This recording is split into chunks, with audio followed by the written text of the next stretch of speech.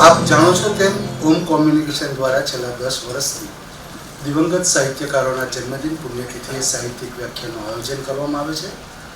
તેમજ છેલ્લા 5 વર્ષથી દર મહિને એક હયાત સાહિત્યકારના જન્મદિનની ઉજવણી કરવામાં આવે છે.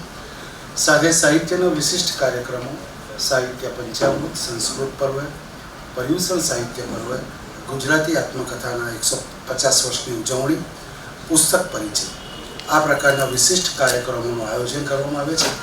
અને સ્પેશિયલ કેસમાં આવા પુસ્તક વિમોચન સમારોહનું આયોજન પણ કરવામાં આવે છે. આ વિમોચન સમારોહ આયોજન કરવા પાછળનો એકમાત્ર આશય જ આ આયોજન બહુ સરળતાથી થયું નથી. કારણ કે સતીશભાઈએ ક્યારે આ 10 પુસ્તકોનો ભેગા મળીને એક સમગ્ર નાટક, એ પુસ્તક જે ગ્રંથ આખો તૈયાર થયો છે, એ 10 એ પૂર્વે આ સમગ્ર નાટક ગ્રંથ પહેલાં જે 10 નાટકો પ્રકાશિત થયા એ પુસ્તકોનો ક્યારેય વિમોચન સમારોહ થયો નથી. પરંતુ એમાં દીકરી રુચાબેનની જીદ અને મારી હઠ આ બંનેના કારણે આ વિમોચન સમારોહ શક્ય બન્યો છે. એ માટે સતીશભાઈ આપનો આભાર કે આપે સરળતાથી સંમતિ આપી. સૌપ્રથમ આપણે મહેમાનોનું સ્વાગત કરીશું. હું માન્ય શ્રી વિજયભાઈ પંડ્યાને વિનંતી કરું કે આપ આવો અને બકુલભાઈ ટેલરનું સ્વાગત કરું. માન્ય શ્રી હર્ષદભાઈ વિનંતી આપ આવો અને દીપકભાઈ રાવલનું સ્વાગત કરું. માન્ય શ્રી પ્રફુલભાઈ રાવલને વિનંતી આપ આવો અને હેમંતભાઈનું સ્વાગત કરું.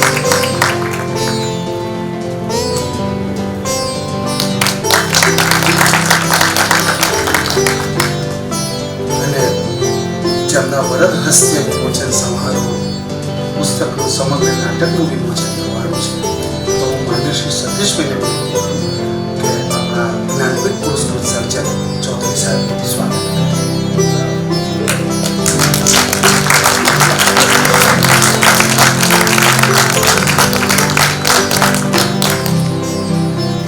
માન્ય શ્રી સતીશભાઈને વિનંતી કે આજના જે 4 વાચિક કલાકારો છે એમાં કમલભાઈ જોશી અને સૌનક વ્યાસ તેમનું સ્વાગત. સૌ પ્રથમ કમલભાઈ.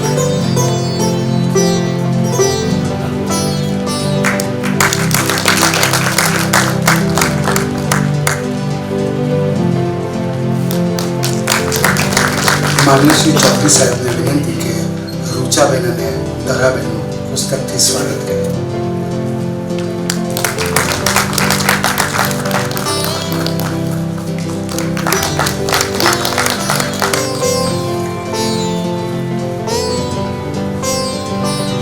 પ્રસંગોચિત વાત કરવા માટે ગુજરાત પ્રકાશનના માન્ય શ્રી ધીમનભાઈ શાહને વિનંતી આપ આવો અને પ્રસંગોચિત વાત કરો.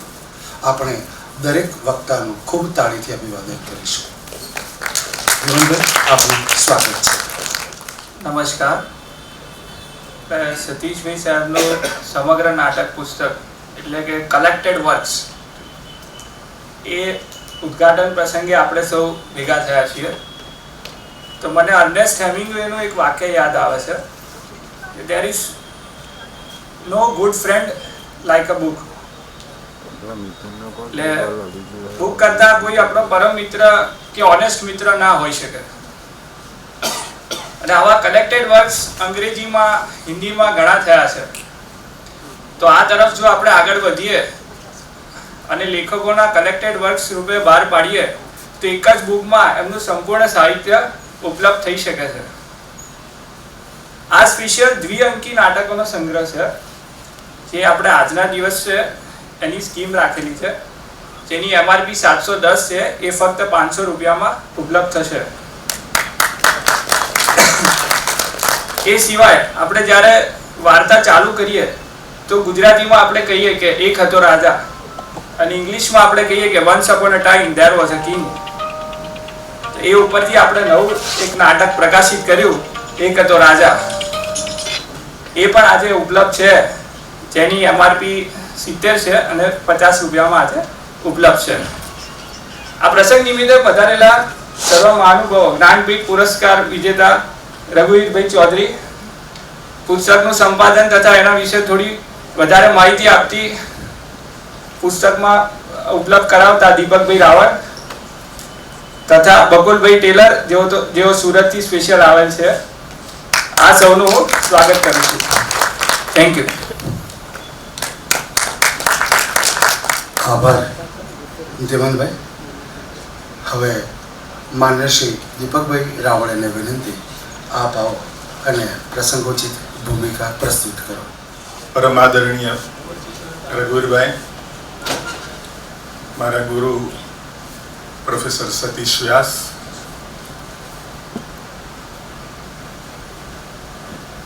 આજના વક્તા બકુલભાઈ ટેલર અને આ પુસ્તકના પ્રકાશક ધીમંતભાઈ, આપ સૌ. આદરણીય સતીશ વ્યાસ સાહેબ સાથેનો અમારો સંબંધ લગભગ 40-45 વર્ષનો હશે. ધંધુકા કોલેજમાં અમે એમની પાસે ભણ્યા. ગુજરાતી વિષય અમારો હતો એટલે જે કંઈ શીખ્યા તે એમની પાસેથી શીખ્યા. પરંતુ એથી વધારે જે શીખ્યા તે નાટક વિશે શીખ્યા.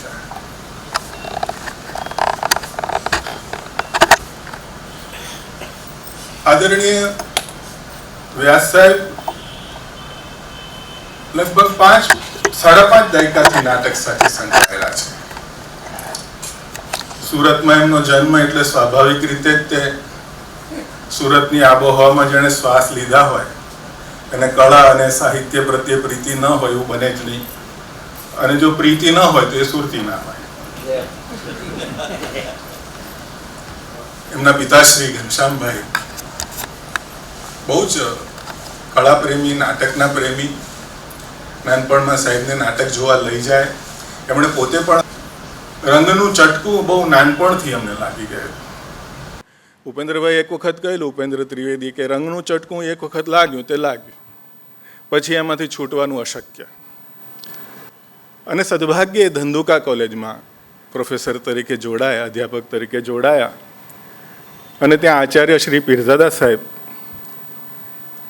શિક્ષણ માટે પણ એટલી મહેનત કરે અને ઇતર પ્રવૃત્તિઓ માટે પણ એમને બહુ જ આગ્રહ હતો.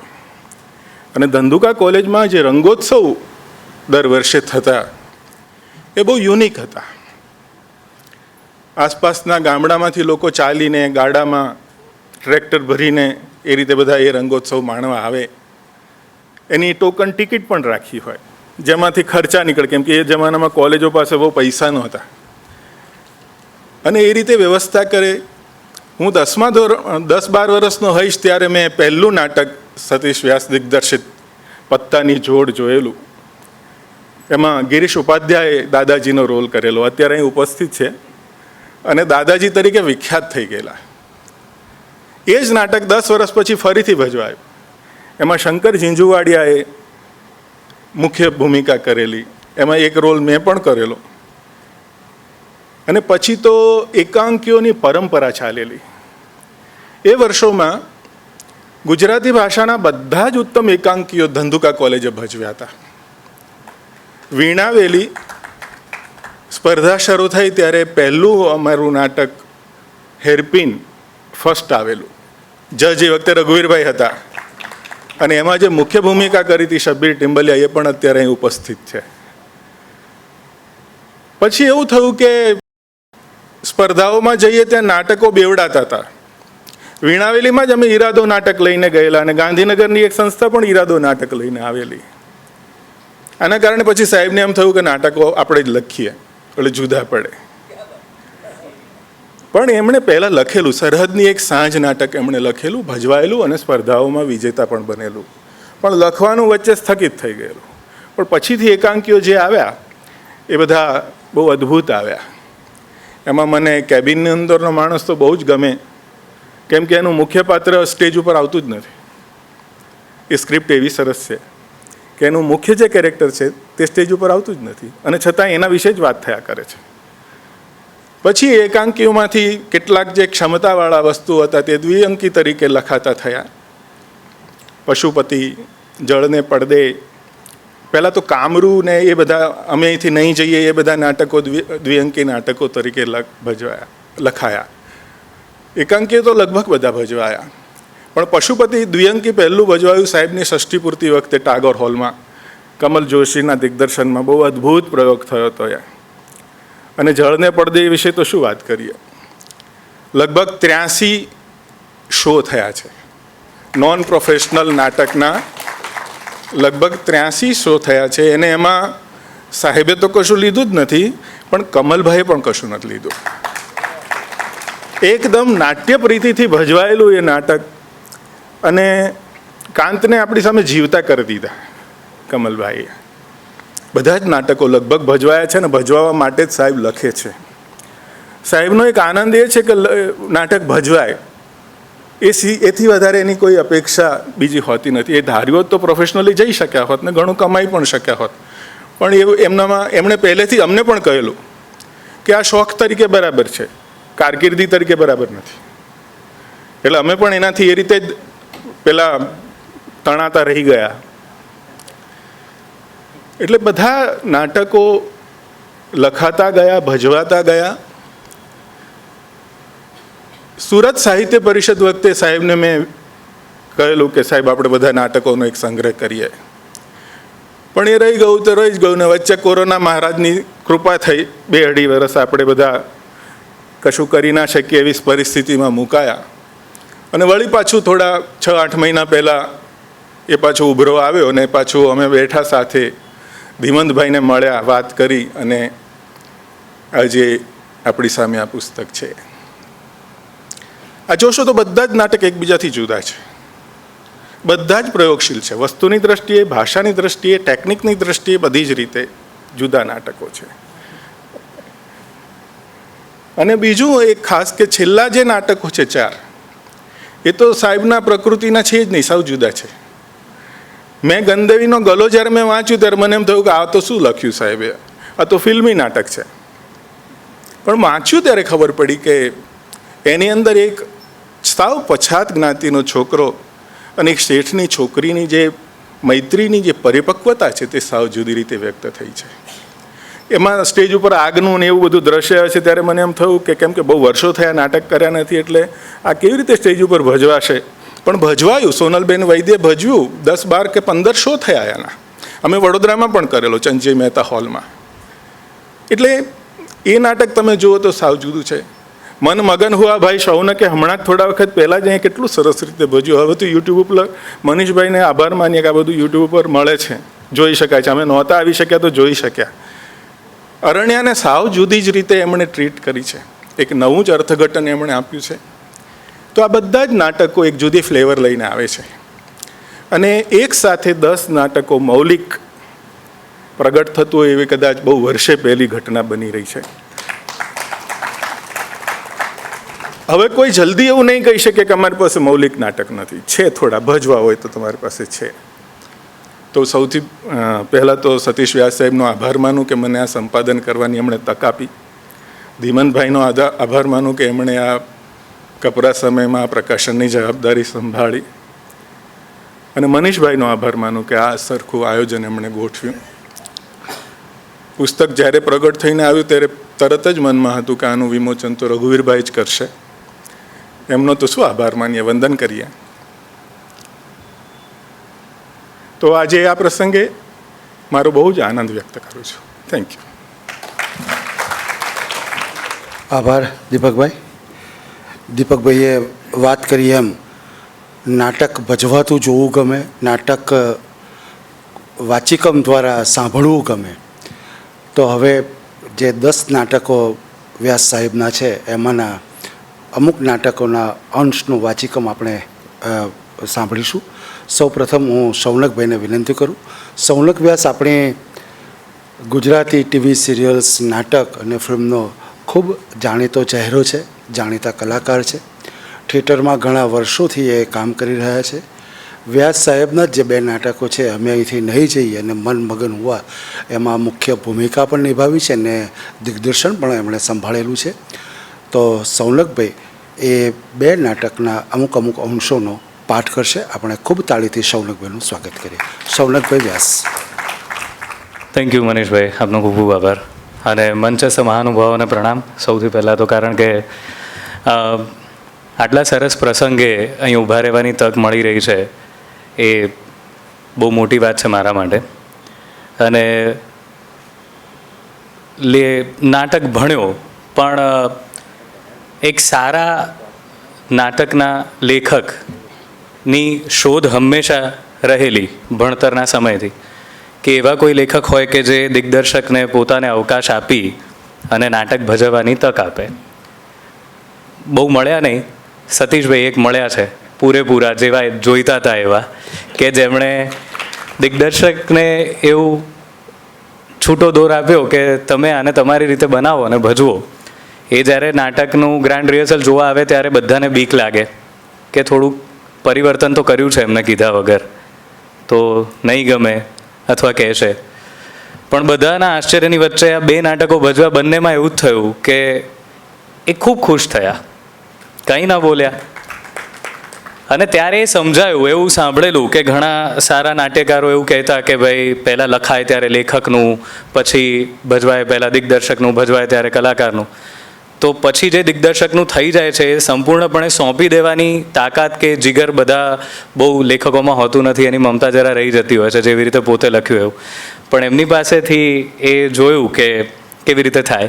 તો વધુ સમય નહીં લઉં, 2 નાટકો છે સાહેબના જે મેં ભજવ્યા છે, અને સૌભાગ્યવશ આ જ મંચ પર મેં એ ભજવ્યા છે. એક હતું મન મગન હુઆ, જે હમણાં થોડાક સમય પહેલાં મનીષભાઈની કૃપાથી જ કહી શકાય, કારણ કે આવા નાટકો કરવા માટે ને એમને જે બધું સહન કર્યું છે અમે જ જાણીએ છીએ. તો એ રીતે અહીંયા નાટક અમે લોકોએ ભજવ્યું બહુ જ ફૂલ ઓડિયન્સ સાથે, અને બહુ જ આનંદ આવ્યો. બધા બહુ જ સારા પ્રતિભાવો મળ્યા. એની પહેલાં અમે ભજવેલું અમે અહીંથી નહીં જઈએ, જે આપ સૌએ ક્યારેક ને ક્યારેક જોયું હશે, કારણ કે એટલી બધી સ્પર્ધાઓમાં ભજવાયું છે. તો એનું જે ફૂલ લેન્થ નાટક બન્યું એ અમને ભજવવાની તક મળી પહેલી વાર, અને એ અમે અહીં ભજવ્યું. એ માસુમભાઈ મેં એમને જોયા હમણાં, એમના સહયોગથી અમે લોકો અહીંયા કરેલું. અને જે ફરીવાર એ બંને નાટકના ટુકડાઓને, એટલે કે બંને નાટકના અમુક ભાગોને અહીંયા પ્રસ્તુત કરવાની તક મળી. તો સૌથી પહેલાં તો સર ખૂબ ખૂબ આનંદ થાય છે કે આટલા બધા નાટકો, જે સાહેબે કીધું ને બહુ સાચી વાત છે, કે અમે લોકો હંમેશા એવી ફરિયાદ કરતા રહેતા હોઈએ છીએ. રવિ પણ અહીં બેઠો છે, ઘણા શિક્ષકો જે નાટ્યશાળામાં ભણાવે છે, કે મૌલિક નાટકો ઓછા છે, મળતા નથી, શું કરીએ. અથવા તો એવા કે જે સ્પર્ધામાં ભજવી શકાય, બહુ બધા આપણી પાસે જે બધી સીમાઓ હોય છે એની સાથે. તો સાહેબે બંને પ્રકારના નાટકો લખ્યા છે. હમણાં રૂચાબેન એ જ વાત કરતા હતા કે એક હતો રાજા, એવું નાટક છે કે જે બહુ બધા કલાકારો સાથે ભજવાય. તો સામે મન મગન હુઆ એવું નાટક છે જે 3 જ કલાકારોથી ભજવાઈ શકે છે. તો એ આ પુસ્તકના વિમોચન બાદ એક મૂંઝવણ જરા અમારી બધાની દૂર થશે કે સારા નાટકો બહુ સરળતાથી ઉપલબ્ધ થઈ જશે. તો ગુર્જર પ્રકાશનનો પણ એ રીતે આભાર માનીએ છીએ કે આવા એક સરસ ગુલદસ્તા અને આટલા સરસ નાટકોના એ અમારા સુધી, નાટ્યકર્મીઓ, પ્રેમીઓ સુધી પહોંચાડ્યું. તો આ બંને નાટક છે જેમાં હું સૌથી પહેલાં પઠન કરવા જઈ રહ્યો છું. એ છે મન મગન હુઆ, જે સાહેબનું હમણાં તાજું લખેલું નાટક છે, એક નાટક પહેલાંનું. અને એમાં બહુ સુંદર વાત છે, અનુપમ નામના એક પ્રાધ્યાપકની વાત છે. અને આ બંનેને જોડવાનું કારણ એ હતું કે બંનેમાં મને બહુ એક સરસ સમાનતા લાગી કે હું જે બંને ભાગ વાંચવાનો છું નાટકના, એમાં ભૂખની જ વાત છે, જમવાની વાત છે. એક તરફ જમવાને કેવી રીતે માણવું, એનો મહોત્સવ કેવી રીતે કરવો એની વાત છે, અને એક તરફ એ જે ભૂખ લાગી છે એને કેવી રીતે ભૂલી શકાય એની વાત છે. જેમ કે રાહુલ સાહેબે કીધું કે બધા નાટકો અલગ છે એકબીજાથી, અને એ અત્યારે પ્રમાણિત થશે કારણ કે આ બંને નાટકો એમણે લખ્યા છે. બંનેમાં વિષય એક જ ચાલે છે, જમવાનો, ભૂખનો, અને એની અંદર બંનેની વાત બહુ અલગ છે. તો સૌથી પહેલાં મન મગન હુઆનું પઠન કરીશ.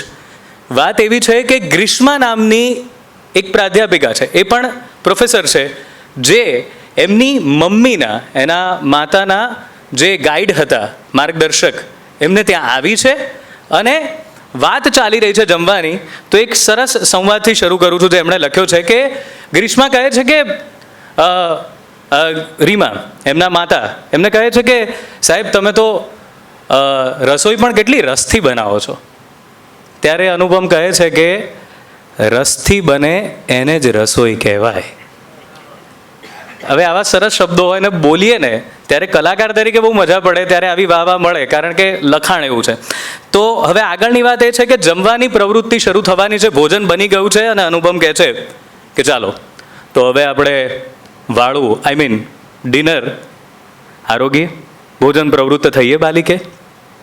હા, પણ જમવા માટે સામગ્રીને ગોઠવવાની નહીં, એને તો સજાવવાની, શણગારવાની. ભલે એકલા હોઈએ પણ જમવાનું તો મોજથી, કારણ કે જમવાનું ભોજનનો તો એક રીતસરનો કાર્યક્રમ થવો જોઈએ.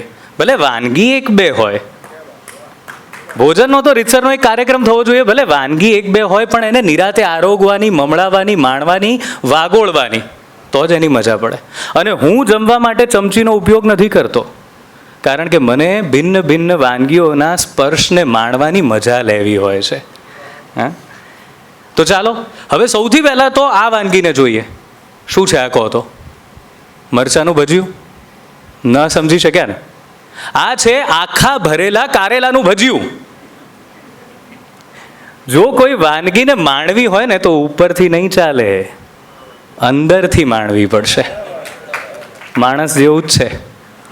ચરિત્ર આલેખવું હોય તો ઉપરથી ના ચાલે, અંદરનું હોવું જોઈએ.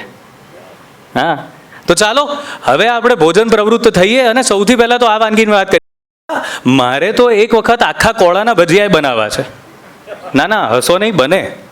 પ્રયોગ તો થાય જ ને. આમ પણ કોઈ પણ વાનગી પ્રયોગનું જ તો પરિણામ હોય છે, એટલે પ્રયોગ તો થાય. પણ હવે આપણે આપણી આ વાનગી પાછળ આવીએ, આખા ભરેલા કારેલાના ભજીયા.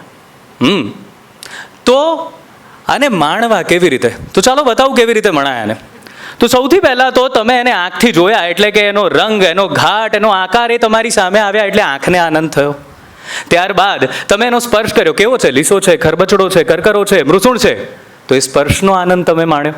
એને ઘ્રાણેન્દ્રિય પાસે લાવો, એને સૂંઘો, સુગંધનો આનંદ માણો, અને ત્યારબાદ એનો ટુકડો બાઈટ કરો, એક કટકો કરો, એના નાદનો આનંદ માણો, એટલે તમારા કાનને આનંદ મળશે.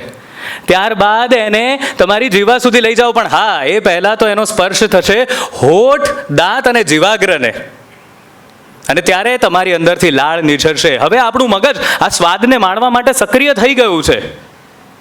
તો હવે આપણે એને જીવાગ્રથી જીવા મૂળ સુધી એનો રસ કેવો પે છે માણીએ, અને સાથે સાથે એનું પૃથ્થકરણ પણ કરતા જવાનું છે.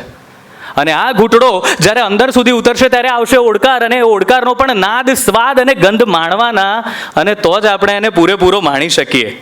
આખી પ્રક્રિયા દરમિયાન આપણું આખું શરીર, આપણી સમગ્ર આંતરચેતના એમાં સક્રિય બને છે.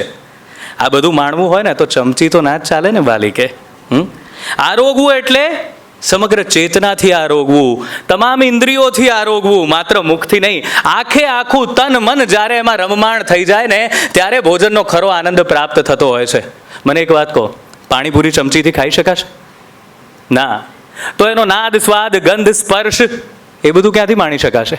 પાણીપુરી તો હાથથી જ ખવાય, અને જ્યારે હોઠના ખૂણેથી એનું પાણી ઉતરી અને વસ્ત્રોને ભીંજવે ને ત્યારે એની મજા જ કંઈક હોય છે. હા, શ્રીખંડને તર્જનીથી લઈ અને એનો લચકો લેવો, શીરાના લીસા લીસા ગોળવાને હથેળીમાં રમાડવું, લાડુનો ટુકડો હાથથી કરવો, અને દાળ ભાતને સબડકો બોલાવીને ખાવા. આ તો છે નિર્વિકલ્પ નિરામય આનંદ. તો અહીંયા તો આટલો બધો રસ નિષ્પન્ન થઈ ગયો ભોજનમાં. આપણને ઘણાને ઘેર જઈને મરચાંનું કે કારેલાનું તો કોઈ નહીં ખાતું, પણ મરચાંનું ભજ્યું ખાવું પડશે. અને હવે એવી એક બીજી વાત છે, આખું એની પૃષ્ઠભૂમિ બદલાઈ રહે છે કે એવી જગ્યાની વાત છે જ્યાં જમવાનું ખાવાનું આવતું જ નથી. આપણે તો આટલી રસાળ વાત કરી, પણ અહીંયા તો જમવાનાનું નામો નિશાન નથી. ઉપરથી કંઈક પડે છે, પાઉના ટુકડા, વાસી બ્રેડ, ભજીયા લોકોએ ફેંકી દીધેલું, એ જ્યારે મળે ત્યારે ખાવાનું છે. અને એવા સમયે જ્યારે બે વ્યક્તિઓ એક ખાડામાં ફસાઈ ગયા છે, અમે અહીંથી નહીં જઈએ, બે વ્યક્તિઓ એક ખાડામાં ફસાઈ ગયા છે, ત્યારે યુવતી કહે છે મને બહુ ભૂખ લાગી છે, હું શું કરું? ત્યારે પેલો કહે છે કે હા, મારી માં કહેતી કે ભૂખ લાગે ને ત્યારે ભૂંકો. કે ભૂંકો? હા ભૂંકો ભૂંકો. તમે ભૂંકવા વિશે નથી સાંભળ્યું? ભૂંકો, ભૂખ લાગે ત્યારે ભૂંકો. તમે ગર્દભ સેનનું નામ સાંભળ્યું છે? ના ના ના ના, ગદર્ભ સેન નહીં, ગર્દભ સેન. અરે બહુ જાણીતા છે એમની ભૂખ માટે. હા, એમનો ભૂખ સાથેનો સંબંધ બહુ ગજબનો છે. ભૂખ લાગે ત્યારે એટલી તો સરસ રીતે પ્રથમ હો એવો અવાજ કાઢે અને પછી થોડીક જ વારમાં કી એવો અવાજ કાઢે. આ બે અવાજની વચ્ચે એની ભૂખને એવી રીતે તો ઢાંકી દે કે સાંભળનારને ખબર જ ના પડે કે તેઓ ભૂખ્યા થયા છે. આ ગર્દભ સેનને નથી ઓળખતા? હું જણાવું. પ્રાચીન ચીનમાં જુદી જુદી પ્રવૃત્તિઓના દેવતા થઈ ગયા. એમાંના એક હતા ભૂખના દેવ, એ આપણા ગર્દભ સેન. હા, તાનસેન જેવું જ નામ છે, પણ આ ગર્દભ સેનની ખાસિયત એ છે કે એ માત્ર બે જ સુર છેડે છે, આદ્ય હો, અંત્ય ચી. આહા, કેવો સ્વર, કેવો સ્વર! બ્રહ્મનાદનો એ રમણીય ઉદ્ગાર. ઉદ્ગ્રીવ બનીને એનું મુખ વિવર અતિ વિવૃત કરીને, આંખોને ઉપરના અનંત આકાશ અભિમુખ અત્યંત વિસ્ફારિત કરીને એ બે ધ્વનિઓ વચ્ચેનું ઉચ્ચારણ કરે ને, ત્યારે વાયુની ગતિ સુદ્ધા થંભી જાય. પૃથ્વી ક્ષણવાર માટે પોતાના ભ્રમણને વિસરી જાય. પશુ પક્ષી પોતાના નીડમાં સ્તબ્ધ થઈ જાય. નદી ઝરણા વહેતા થંભી જાય. સૂર્ય ચંદ્ર તારા ઝાંખા પડી જાય. તપસ્વીઓના તપ વિચલિત થઈ જાય. સંભળાય માત્ર આદ્ય હો, અંત્ય ચી. અરે એ બે ધ્વનિઓનું સંમિશ્રણ ભલભલી ભૂખને વિસારી દેતું હોય છે. તમે પણ બોલવાનો પ્રયત્ન કરો, એને ઘૂંટવાનો પ્રયત્ન કરો. જુઓ, તમને લાગશે કે તમે પણ એક વિશાળ ચૈતન્યનો અંશ બની ગયા છો, જાણે કે કોઈ નિરવધિ સમાધિમાં લીન થઈ ગયા છો. બસ માત્ર બે ધ્વનિ, આદ્ય હો, અંત્ય ચી. Ouchi Ouchi Ouchi. બોલો, આમાં તો ભૂખ ભૂલાઈ ગઈ કે નહીં? તો આ બે નાટકો છે, સદભાગ્યે ભજવવાની તક મળી છે અને હું તો બહુ જ એવી આશા રાખું છું કે આવા ઘણા બધા સંગ્રહો એમના પ્રકાશિત થાય, કારણ કે સર હજુ ઘણું બધું લખી જ રહ્યા છે અને અમને બધાને ભજવવાની તક મળે. તો આભાર, તમારા બધાનો આભાર. મને એવી આશા હતી, મારે જરાક જવાનું મોડું હતું, મને એવી આશા હતી કે પહેલાં કમલભાઈ કંઈક બોલે એટલે મને ખરેખર લાઈન દોરી મળે કે મારે બોલવું કેવી રીતે. પણ હવે મારો જ પહેલાં વારો આવી ગયો. પણ થેન્ક યુ વેરી મચ. આશા રાખું છું કે મેં આ જવાબદારી બરાબર નિભાવી હશે. અને આપ સર્વે મહાનુભાવોનો, પ્રેક્ષકોનો અને ખાસ કરીને મનીષભાઈનો ખૂબ ખૂબ આભાર કે આટલા સરસ પ્રસંગનું આયોજન કર્યું છે. Thank you, thank you sir, thank you. આભાર સૌનકભાઈ. હવે હું એક વ્યાસ સાહેબનું એક બીજું નાટકનું પુસ્તક છે અરણ્યા. એ પુસ્તકની વિશેષતા એ છે, દ્વિઅંકી નાટકનું પુસ્તક છે. બે અલગ અલગ અંક, એમ બે નાટક અલગ અલગ રીતે પણ ભજવી શકાય અને આખું સળંગ નાટક પણ ભજવી શકાય. એ પ્રકારનું એક વિશિષ્ટ એ નાટક એમણે લખેલું છે. તો એક જમાનામાં ખૂબ સુંદર અભિનેત્રી તરીકે એમણે કામ કરેલું, એવોર્ડ્સ પણ મેળવેલા, પારિતોષિક પણ મેળવેલા એવા રુચાબેન શાહને વિનંતી કરું કે આપ આવો અને વાચિકમ કરો. નમસ્કાર. મેં પૂછ્યું હતું પહેલાં પપ્પાને કે કશું બોલવાનું છે પહેલાં? ફક્ત સંવાદ. ઓકે, એટલે ફક્ત સંવાદ. નાટકનું નામ છે અરણ્યા. હિડિંબા. મોટા ભાઈ, નડ્યું, રાજત્વ નડ્યું તમને. માતા કુંતીના એ મનમાં તો એ જ છે, પણ એમણે એક વિવેક કર્યો કે હિડિંબાને પૂછી જુઓ. હે ભીમ, હે માતા કુંતી, હે મોટા ભાઈ યુધિષ્ઠિર, આ હિડિંબા અરણ્ય કન્યા તમારી સાથે નગરમાં આવવાની સ્પષ્ટ ના પાડે છે. નહીં આવે એ તમારા બંધિયારવાડામાં. એ મુક્ત વાયુમાં વિહરનારી મત્ત કરીણી છે. વિશાળ નભમાં ઉડ્ડયન કરનારી મુક્ત પંખીણી છે.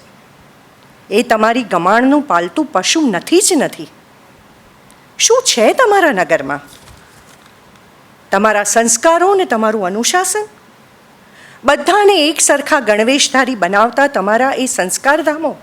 છઠ, તમે તો ચાકરો ને સેવકો છો, બંદીજનો છો તમે તમારા જ અનુશાસનના, તમારી પરંપરાના ને તમારી રૂઢિઓના. શિસ્તના નામે લોકોને પંગુ બનાવો છો તમે. તમે શેના રાજવંશી? તમારે તો આસપાસ રક્ષકોની આવશ્યકતા રહે છે. તમારે શસ્ત્રો લઈને ફર્યા કરવું પડે છે. જાત જાતના કર દાણ ઉઘરાવી તમે વૈભવ વિલાસના બંદી બનીને વિલસો છો. સોનાના પાંજરામાં પૂરાયેલા પાળેલા પશુ કરતાં જુદા નથી તમે. કયા અભિજાત્યનું અભિમાન રાખો છો? હું આવું જ નહીં ને તમારી સાથે. મારે તો આ અરણ્ય જ મારું સ્વર્ગ. અહીં કોઈ નિયમ નહીં, નહીં કોઈ કર, નહીં કોઈ દાણ કે નહીં કોઈ ભૂમિખંડના સ્વામિત્વનું લખાણ. અહીં તો બધી જ ભૂમિ અમારી, સૌની. જ્યાં ઈચ્છીએ ત્યાં કુટીર બનાવીએ. નથી અહીં અમારી સંપત્તિના ભાગલા પડતા, કેમ કે આખું અરણ્ય જ અમારું છે. આ ટેકરી મારી કે આ વૃક્ષ મારું કે આ સરિતા મારી, આવા કોઈ વિવાદો અમારે નથી. બધું જ અમારું અને બધું જ સર્વનું. અમને તો અમારા પુરુષોય છીનવાઈ જવાનો ભય નથી. ગમ્યો એ વર. બાળકોય સૈયારા, આખા અરણ્યના, કોઈ એકાદાનું સ્વામિત્વ નહીં. બોલો, છે આવું સ્વાતંત્ર્ય તમારા નગરમાં? આભાર. આભાર રૂચાબેન. જે પુસ્તકનું વિમોચન થવાનું છે, સમગ્ર નાટક, એ વિશે મોકળાશથી વાત કરવા માટે વ્યાસ સાહેબના મિત્ર બકુલભાઈ ટેલર ખાસ સુરતથી આપણી વચ્ચે ઉપસ્થિત છે. એ અત્યારે સુરતના અખબાર સાથે જોડાયેલા છે. એ પહેલાં મુંબઈ સમાચાર, સમકાલીન, એ બધાની સાથે પણ એમણે સેવા આપેલી. ત્યારે એમણે કેટલાય નાટ્ય દિગ્દર્શક, કલાકારો, આ બધાના ઘણા બધા ખૂબ એમણે ઇન્ટરવ્યૂઝ બધા કરેલા. એનું પુસ્તક નથી થઈ શક્યું એમનાથી, પણ એમણે ખૂબ બધાનો અભ્યાસ છે, ખૂબ નાટકો જોયા છે, કલાકારોનો અભ્યાસ છે, દિગ્દર્શકોનો અભ્યાસ છે. તો ઘણા સમયથી એ આ પુસ્તક માટે તૈયારી કરી રહ્યા હતા. તો હું માન્ય શ્રી બકુલભાઈ ટેલરને વિનંતી કરું, આપ આવો અને જેનું વિમોચન થવાનું છે સમગ્ર નાટક વિશે વાત કરો. આપણે ખૂબ તાળીથી બકુલભાઈનું સ્વાગત કરીશું. સ્વાગત છે. મિત્રો, સ્વજનો, નાટક જોવું એ પહેલો આનંદ હોય, નાટક વિશે વાત કરવી એ બીજો આનંદ, અને અહીંયા આવ્યા પછીનો એક ત્રીજો આનંદ મારો કે અહીંયા રઘુવીરભાઈ છે, વિજય પંડ્યા છે, હર્ષદ છે, પ્રફુલ્લભાઈ છે, સતીશભાઈ છે. આ બીજા બધાના હું અહીંયા નામો મારે બધાના પરિચયમાં પણ નથી, એ જુદી વાત. પણ આ જેના મેં નામ દીધા એ નામને હું જરા જુદી રીતે પણ જોઉં કે આ એવા લોકો છે જેમણે પ્રવીણ જોશી, કાંતિ મડિયા તેના પણ નાટક જોયા છે, જસવંત ઠાકર, કૈલાસ પંડ્યા, ભરત દવે, આ બધાના પણ નાટક જોયા છે. એટલે એ જે દિગ્દર્શકોની લાંબી પરંપરા છે તેને પણ, અને આપણે ત્યાં જે પ્રકારનું લખાતું આવ્યું તેના પણ તેમણે નાટકો માણ્યા છે. એટલે યુનિવર્સિટી કક્ષાએ કે સ્પર્ધા કક્ષાએ. એટલે બે પ્રકારનો અનુભવ કે જેમણે ઘણા બધા નાટકો જોયા હોય, ઘણી બધી શૈલીના નાટકો જોયા હોય તે, અને ઘણી બધી શૈલીના નાટકો વાંચ્યા હોય, પ્રમાણ્યા હોય. એટલે તેમની વચ્ચે બોલવું એ એક અંદરનો રોમાંચ છે.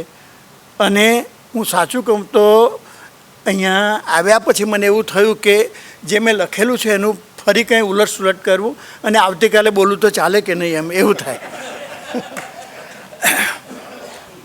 પણ જે છું તે હાજર છું.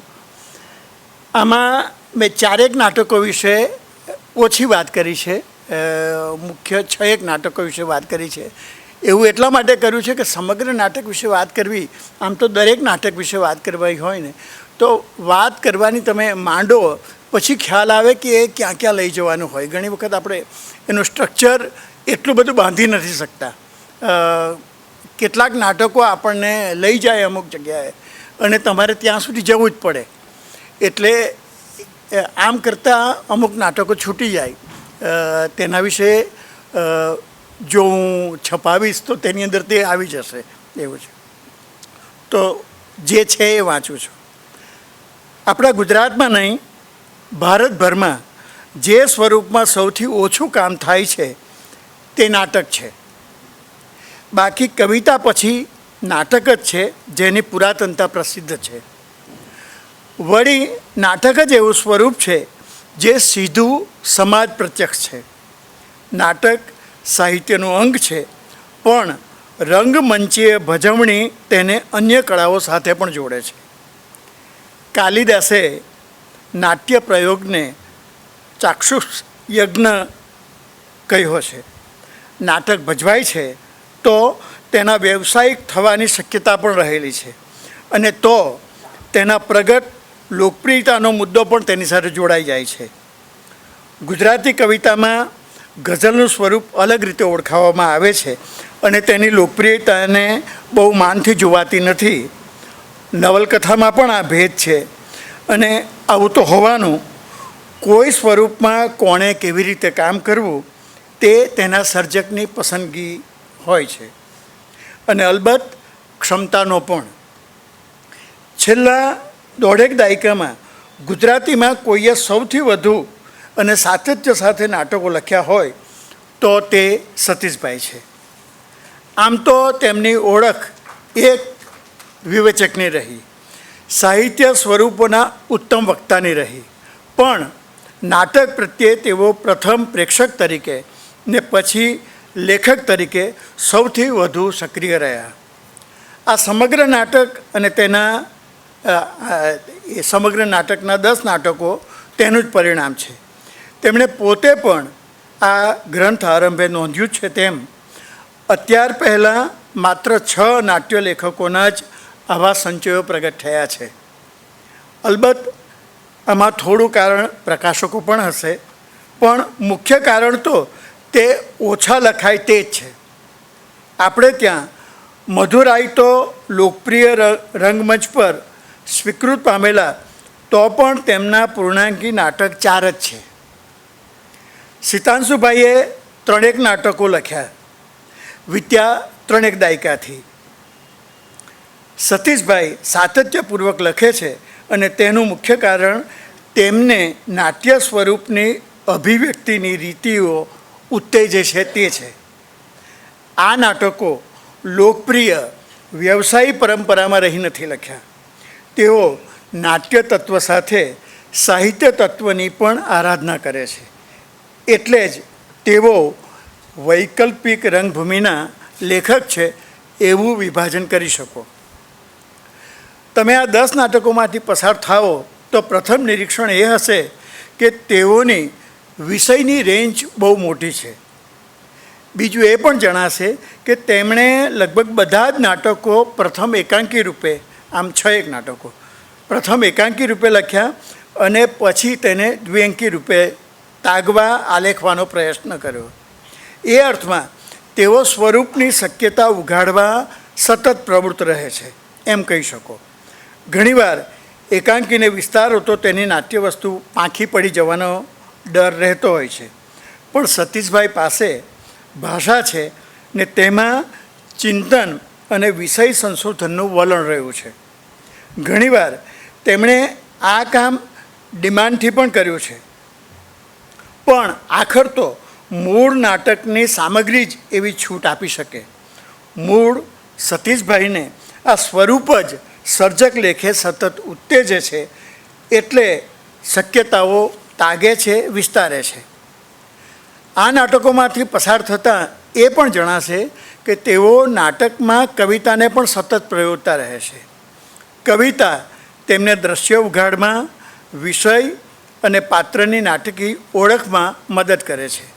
બીજું એવું પણ તારણ કાઢી શકો કે તેઓ નાટકને સિદ્ધ કરવામાં વધારે આધાર સંવાદનો લે છે. સાહિત્ય કૃતિની દિશામાં જતા નાટકોનું વાચિકમ એ અર્થમાં સમૃદ્ધ હોય છે, અને આવા નાટકો સ્વયં નાટકની મંચન શૈલી અને અભિનયની શૈલીને પણ પ્રભાવિત કરે છે. આ નાટકો હું માનું છું કે મુંબઈના અભિનેતાઓ કે દિગ્દર્શકોને તમે આપો તો તે લોકો ન કરી શકે, કારણ કે જેમ ગિરીશ કર્નાડના નાટક કરવા માટે તમારી પાસે જુદા પ્રકારના અભિનેતા જોઈએ, જુદા દિગ્દર્શકો જોઈએ, એવા જ પ્રકાર દરેક નાટકો એક જુદી અપેક્ષા ઊભી કરતા હોય છે. આ નાટકમાંથી એકને પણ તમે આપણી મુંબઈની વ્યવસાયી નાટકોની પરંપરામાં મૂકી ન શકો. સતીશભાઈના નાટકો પ્રેક્ષકોને સહભાગી બનાવવા માગે છે અને તેમાં પ્રેક્ષક ચિંતન, પ્રેક્ષકની સામાજિકતા, પ્રેક્ષકના અધ્યયન પણ ઉમેરાય એવી તેમની અપેક્ષા છે. એટલે સામાન્યપણે વ્યવસાયી નાટકમાં એવું હોય છે કે અમે ભજવીએ છીએ, તમે માણો, મજા કરો અને તમે જાઓ, તમે સિદ્ધાર્થ સાંડેરિયાના કે બીજા બધાના નાટકો જુઓ, પ્રેક્ષકના ભાગે વધારે કંઈ આવતું નથી હોતું. જ્યારે આમાં તેઓ પ્રેક્ષકને જોડે છે. તેમના નાટકો એકથી વધુ વાર પુરાકથાનો આધાર લે છે. જળને પડદે અને ધૂળનો સૂરજ અનુક્રમે કાંત અને જયંત ખત્રીના સર્જક જીવનને કેન્દ્રમાં રાખે છે. તેઓ વર્તમાન સમયમાંથી ક્યારેક જ નાટ્ય વસ્તુ અપનાવે છે. એમના ત્રણેક નાટકો છે. અલબત્ત દરેક નાટક તેની ભજવણી સાથે પોતાનો વર્તમાન રચી લે છે. તમે જુઓ તો ભાસનું નાટક ભજવો કે કોઈનું પણ, તમે શેક્સપિયરનું એ નાટક ભજવો તો એ વર્તમાનમાં ભજવાય ત્યારે એનો વર્તમાન આપોઆપ રચાતો હોય છે અને તેની ભજવણી સાથે પોતાનો વર્તમાન રચી લે છે અને તેના વિના તે પ્રસ્તુત પણ ન બને. તેમની પાસે નાટક લગતી વેળા કોઈ એક પ્રકારનો પ્રેક્ષક પણ નથી રહ્યો સતીશભાઈ સામે. અને મેં ગણદેવીનો ગલો તો દક્ષિણ ગુજરાતની બોલી અને તેમાં આદિવાસી પ્રદેશની બોલી વડે લખાયું છે. આવા નાટકોને માણવા એવી બોલીનો પરિચય પણ હોવો ઘટે. હું અહીં કહીશ કે સતીશ વ્યાસ આ નાટકમાં વધારે સહજતાથી ઉઘડ્યા છે ને પાત્રોની સ્વાભાવિકતા તેમાં પ્રભાવકપણે નિખરે છે. મેં ગણદેવીનો ગલો અને અરણ્યમાં તેઓ નાટ્ય સ્વરૂપને વધુ સાધી શક્યા છે. આ મારી પ્રતિનિધિની વાત કરું છું. અરણ્ય નાટકને તો 1960થી 1980-85 સુધી ચાલેલા ભારતીય નાટ્ય સર્જનની, જેમાં ઘણા બધા છે, બાદલ સરકાર પણ છે, કર્ણાડ છે, વિજય તેંડુલકર છે, એ બધાની પરંપરા, જે એક પરંપરા સિદ્ધ થઈ, એ પરંપરામાં તમે એ નાટકને તો મૂકી શકો. ગુજરાતમાં એક સમયે એબ્સર્ડ નાટકોનું લેખન ફેશનમાં રહેલું અને તેણે ખાસી ચર્ચા પણ જગાવેલી. સતીશભાઈ એવા પ્રકારના લેખનથી દૂર રહ્યા છે. અમે અહીંથી નહીં જઈએ નાટકમાં એવા થોડા તત્વો છે, પણ સામાન્યપણે તેમનું વલણ નાટ્ય વસ્તુમાં નિહિત ચમત્કૃતિનું રહેલું છે. પશુપતિ, કામરૂ, અરણ્યમાં તે તમે વિશેષ ભાવે અનુભવશો. તેઓ આ ચમત્કૃતિમાં રહેલા નાટ્ય તત્વને એવા રસકીય પદાર્થમાં પરિવર્તિત કરે છે કે પછી તેમાં ભાવકને કૃતિ વિશેષ ધીમે ધીમે પ્રત્યક્ષ થાય. તેમના નાટકોનો અનુભવ પ્રગલ્ભ છે પ્રેક્ષક માટે. ઘણા નાટકોમાં બહુપરિમાણી, બહુસંકેતની યોજના પણ વર્તાશે. એક મર્યાદા અલબત્ત છે. તેમના મેં ગણદેવીનો ગલો સિવાયના નાટક સિવાય બધા જ નાટકોના પાત્રો લેખકની ભાષા બોલે છે. આવું ઘણું બને છે. પાત્રગત ભાષા પ્રયોજવી જોઈએ. તેઓ નાટકી દ્રશ્ય યોજના બાબતે પણ ક્યાંક તમને શિથિલ જણાશે ને તેથી તેમના નાટકો રંગમંચીય ગતિચુષ્ટતા ધારણ કરતા નથી. તેમનામાં રહેલી ચિંતનશીલતા પશુપતિ, કામરૂ, અરણ્ય અને મેં ગણદેવીનો ગલોમાં વધુ સાર્થક પુરવાર થાય છે. બીજા કેટલાક વિશેષો એવા છે જેમાં નાટ્યકાર તરીકેની તેમની સામાજિક, રાજકીય, વર્ગભેદ અંગેની પ્રતિબદ્ધતા પણ પ્રગટ થશે કે અને તે એ પ્રકારની છે કે સ્વયં એક બિગ સ્ટેટમેન્ટ બની જાય. નાટકોની કથા સામગ્રીના સંદર્ભ સાથે વાત કરીએ તો પશુપતિ નાટક સ્ત્રી પુરુષ વચ્ચેના શરીર સંબંધને ભયના મનોવિજ્ઞાનની મૂળગત ભૂમિકાએ નિરૂપે છે. ગિરીશ કાર્નાડના હયવદનની સ્મૃતિ અહીં જરૂર જાગશે, પણ પશુપતિ નાટકના આલેખન હેતુમાં ભેદ છે. તેમણે નાટકની પૂર્વ ભૂમિકામાં પોતાની અધ્યયનશીલતા સાથે જે કૃતિ સંદર્ભ આપ્યા છે તેમાં પણ આ સંકેતો છે. સ્ત્રી પુરુષને બળદ બનાવીને રાખે, વશ રાખે, ગુલામ રાખે એ વસ્તુ કરતાં મને, એટલે સતીશભાઈને, મને પુરુષની, વાસ્તવમાં તો સ્ત્રી પુરુષ બંનેની સ્વતંત્રતા સમાનતામાં રસ પડ્યો. પશુ બનાવવા કરતાં પશુ બની જાય એ વાતને તાગવામાં રસ પડ્યો. એ અનુસાર લગ્નની પ્રથમ રાત્રે પોતાની જાણ બહાર પુરુષને આખલામાં રૂપાંતરિત થતો આલેખવાનું મેં સ્વીકાર્યું. આ સતીશભાઈનું કથન છે. અહીં જે પોતાની જાણ બહારનો સંકેત છે તે આખલા બનતા પુરુષ સંદર્ભે છે અને તે એક મનોચૈતસિક ઘટના રૂપે જોઈ શકાય. ઋષભ મલ્લિકા કે જે પતિ પત્ની છે તેમની વચ્ચે અન્યથા તો સહજ ઉષ્માભર્યા સંબંધો છે. તમે માત્ર રાત્રે જ્યારે એને આખલા તરીકે જુએ ત્યારે તમને જુદું લાગે, અન્યથા એ લોકો ખૂબ સહજ રહે છે અને બંને વચ્ચે ઉષ્મા પણ છે.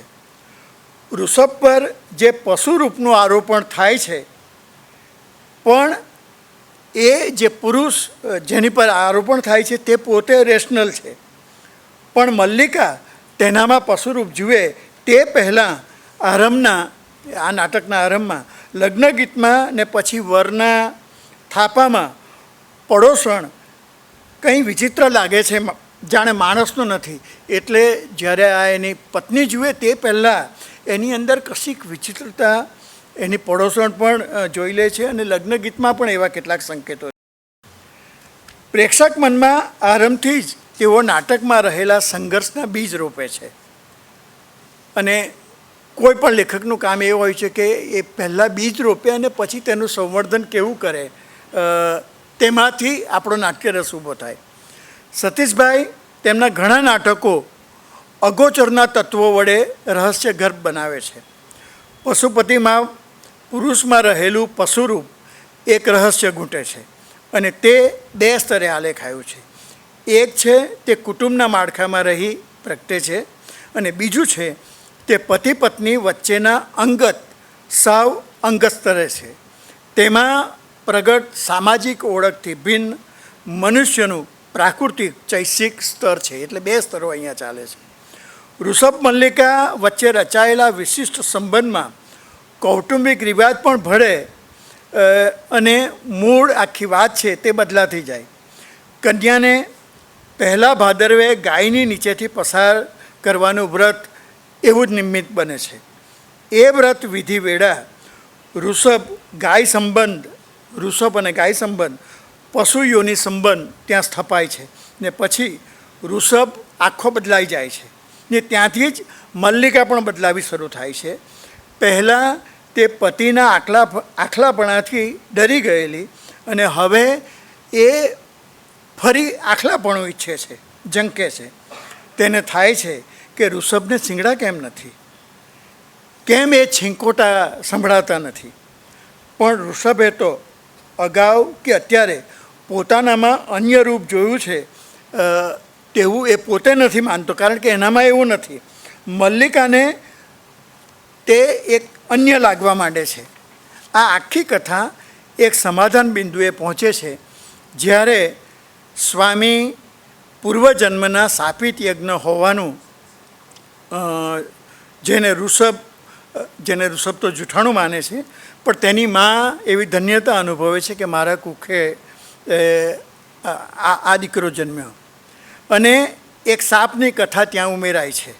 એટલે આ તમને ગિરીશ કર્નાડની અંદર પણ તમે વાંચો ને તો એક પછી બીજી જે બધી કથાઓ રચાય એનું જે ગુંફન છે એની રહસ્યગર્ભ જે પળો એ આપણને રોમાંચિત કરતી હોય છે. તો આની અંદર પણ એવું આવે છે કે જેમાં કમળમાં ક્રીડારત કમળ પરીને તેણે કચડી નાખેલી, તેનાથી મળેલા સાપનું નિવારણ છે પૃથ્વી પરની પત્ની સગર્ભા થાય ત્યારે. મલ્લિકા હવે પેલી પૂરા કથાની પત્નીની જેમ પતિને માગે છે કે એ ન મરવો જોઈએ. આની અંદર કથામાં એવું છે કે જો એવું થશે તો આ પતિનું મૃત્યુ આવી શકે. બીજો અંક આ દ્વંદ્વને એક બીજા બિંદુએ પણ લઈ જાય છે અને તેમાં એક વૈદ નામનું પાત્ર છે. તેની ઉક્તિ છે, શરીર કહે છે તારું કામિની, મન ભલે ખચકાતું હોય માનું નહીં, તારે જોઈએ છે એ સ્પર્શ જે તને વૃષભ નથી આપતો માનું નહીં. અને પછી વૈદ પોતે આખલામાં, અને ત્યાર પછી એ જ્યારે આખલામાં પરિવર્તિત થાય ત્યારે ઋષભ પણ આખલામાં પરિવર્તિત થાય છે, અને બંને વચ્ચે દંકલ થાય છે, અને જીત તેમાં ઋષભને દર્શાવાય છે. કારણ કે વૈદે તો પશુતા ધારણ કરેલી છે અને મલ્લિકા એ પશુતાને પ્રમાણે છે. આ નાટકની આટલી લાંબી વાત કરું છું ત્યારે ભાવક તરીકે તમે કથારસમાં જ પ્રવેશી જવાના. સતીશભાઈ કથનમાં નાટ્ય તત્વ વિકસાવે છે. આ તત્વ દ્રશ્ય રૂપે જો કે હંમેશ તમે અનુભવો એવું નથી. અમારે એક વખત જયંત પારેખ જોડે વાત થતી હતી તો નાટક એક જે ભજવાતું હોય, બીજું કે જે તમે જોતી વેળા તમારી અંદર એક બીજી એની ડિઝાઇન રચાતી હોય. એટલે એમાં દિગ્દર્શક નાટકને એક રીતે જુએ અને ભાવક જે છે એની અંદર પણ દિગ્દર્શકથી એક અલગ એક પોતાની યોજના હોય છે જે નાટકને પોતાની રીતે જુએ. એટલે આની અંદર એ પ્રકારની સ્પેસ છે. આ તત્વ દ્રશ્ય રૂપે જો કે હંમેશ નથી અનુભવાતું, પણ બધી દિશાઓમાંથી આની અંદર એક બહુ સરસ દ્રશ્ય છે કે બધી દિશાઓમાંથી નંદીઓ બહાર આવે, આખો રંગમંચ નંદીઓથી ઉભરાય. તેમાં એક અત્યંત પ્રભાવક દ્રશ્ય પ્રતીક છે. આ કોઈ બહુ સારો દિગ્દર્શક હોય તો એટલું સરસ આ દ્રશ્ય બની શકે. અન્ય એક દ્રશ્ય સૂતેલી મલ્લિકાને ધીમે ધીમે આખલો પાસે આવી રહ્યાનું છે. કલ્પનાશીલ જે દિગ્દર્શક હોય તે અહીં ઘણું કરી શકે એવું છે. એટલે જે વિઝન ઇમેજિનરી, મહેન્દ્ર જોશી અમારો એક દિગ્દર્શક હતો જે વિઝ્યુઅલી એટલું બધું નાટકને સભર કરતો, એટલે આની અંદર એવી બધી ઘણી બધી શક્યતાઓ છે. જળને પડદે તો ઘણું ભજવાયું છે અને તેમાં કાંતના જીવનની સમાંતરે કૃતિ નિમજ્જન તમે પામી શકો. આ એક પાત્રીય નાટક છે એટલે મંચ પર તેને સસ્ટેન કરવાનો કસબ પ્રથમ તો લેખનમાં અને પછી અભિનયમાં હોવો જોઈએ. આ નાટકમાં સંગીત અને પ્રકાશની પણ એક મહત્ત્વની ભૂમિકા છે. જ્યારે કોઈ એક જ પાત્ર કરતું હોય ત્યારે બીજા જે વાના છે તેના વડે કેવી રીતે રંગભૂમિ સમૃદ્ધ બને એ બહુ જરૂરી હોય છે. કાંતના નિમિત્તે એક સર્જકના એકાંતની વાત અહીં અનેક સંદર્ભે ખુલી છે. કવિ કાંતની ભાષા જાણનાર વ્યક્તિ કાંતને રાંડ વાંઝણીના, રાનનાઓ ગેલહાગરીના જેવા શબ્દો સાથે જુએ ત્યારે ચોક્કસ તેને આઘાત લાગે. પણ સતીશભાઈ કવિ અને વ્યક્તિ કાંતના સમન્વયે જ નાટક લખી શકે. આ નાટકમાં પણ કવિ જ્યારે ચક્રવાકનો અભિનય શરૂ કરે ત્યારે દ્રશ્ય કલ્પનાનો મોટો અવકાશ છે. કવિ વિગત થતાં જતાં સ્વજનોને કારણે જે એકાંત અનુભવે છે તેમાં તમે મૃત્યુરતિનો અનુભવ પણ કરી શકો અને પુનર્જન્મ નહીં, પુનરુત્થાન વડે તે આશ્વાસન પામે છે. એટલે ક્રિશ્ચિયાનિટીમાં આ પુનરુત્થાનની વાત છે. તો ક્રિશ્ચિયાનિટી તરફ કેમ ગયા હતા તેનો એક લોજિક આપણને મળે. કવિ કહે પણ છે કે આ ધર્માંતર નહીં, અંતરધર્મ છે. પંડિત યુગમાં એક ફિલોસોફિકલ શોધ રહેલી હતી અને કવિ તેનો અનુભવ કરાવે છે. પણ બહિષ્કાર જ્યારે પોતાના સમયના સર્જક સાથીઓ વડે અનુભવે, એટલે બકઠાથી માંડીને બધા જ, ત્યારે ફરી તેઓ હિન્દુ ધર્મ તરફ વળે છે.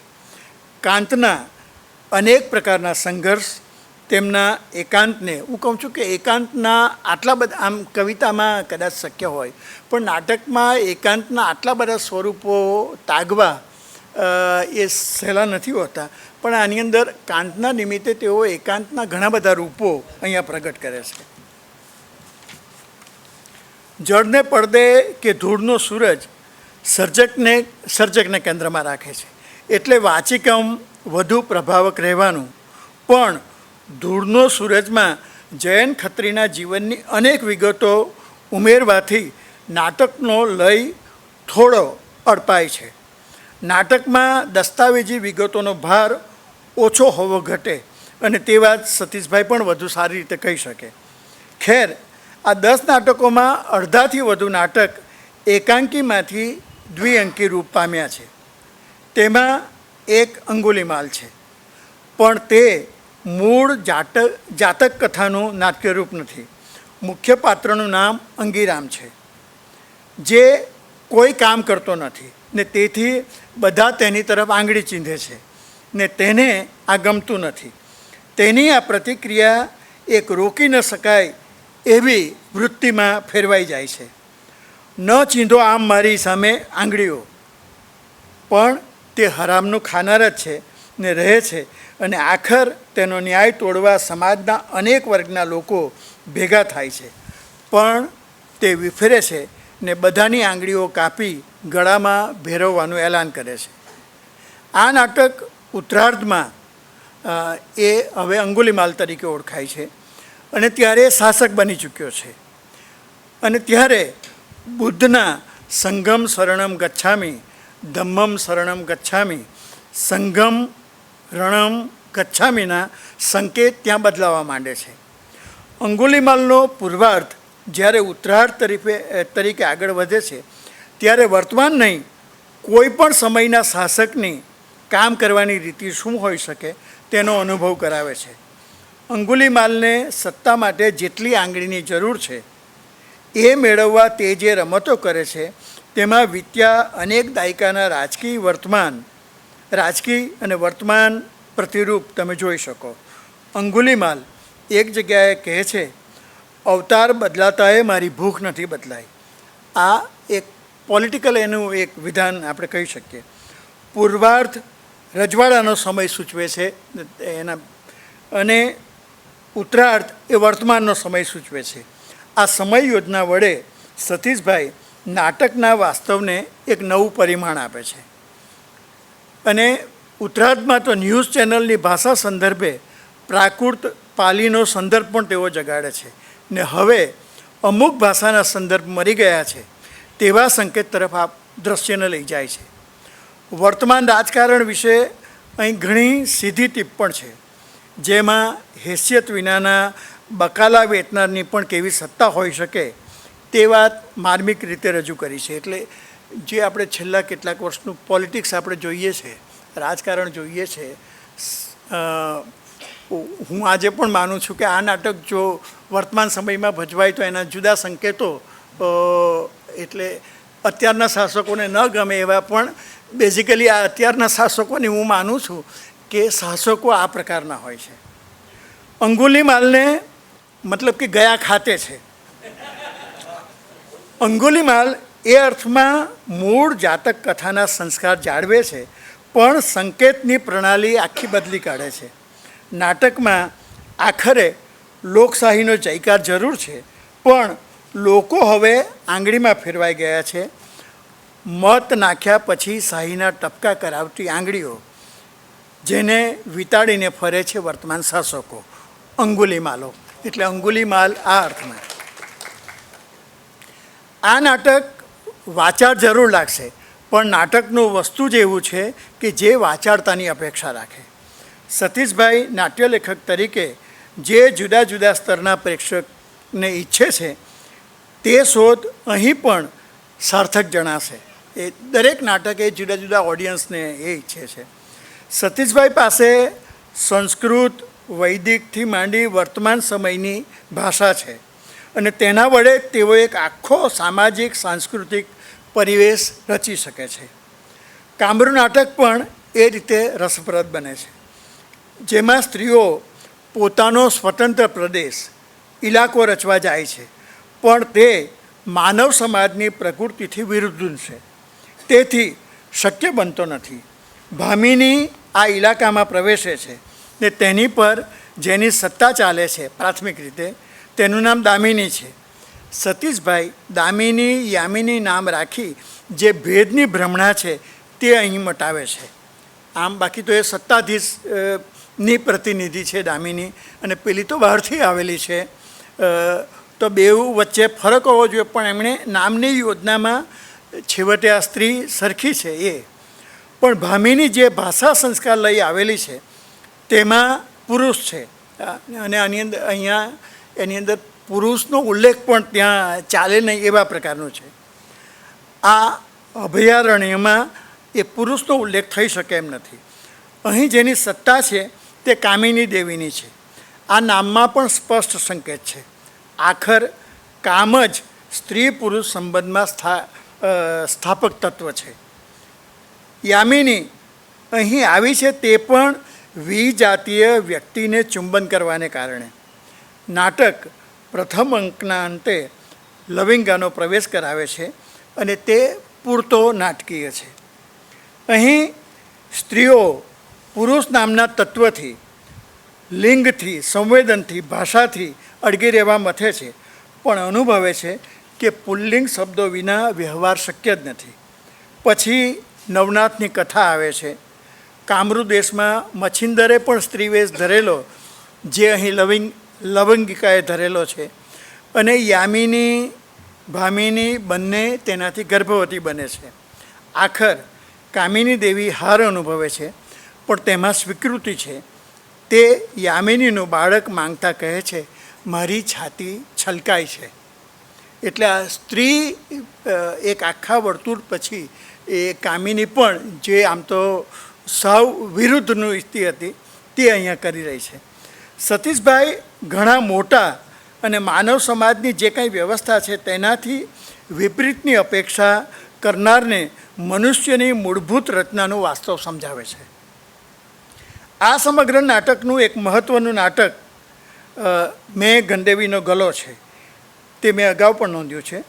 દક્ષિણ ગુજરાતમાં ગણદેવી છે, તેને તેમણે ગણ એટલે કે લોક અને દેવી એટલે શક્તિ રૂપે નાટકમાં આલેખ્યું છે. ઉમાશંકર રઘુવીરભાઈએ સમર્થ બોલી પ્રયોગથી એકાંકી સર્જ્યા છે. તેમાં આ દ્વિઅંકીને પણ ઉમેરી શકો. ચંચી પણ આ બોલીમાં કામ નથી કરી શક્યા જે બોલીમાં સતીશભાઈએ કર્યું છે. નાટકમાં આદિવાસી સમાજ અને તેમની વચ્ચે ઓછી વસ્તી જેની છે પણ જે લોકો શેઠાઈ કરે છે, એટલે કે બે વર્ગ આપણો છે.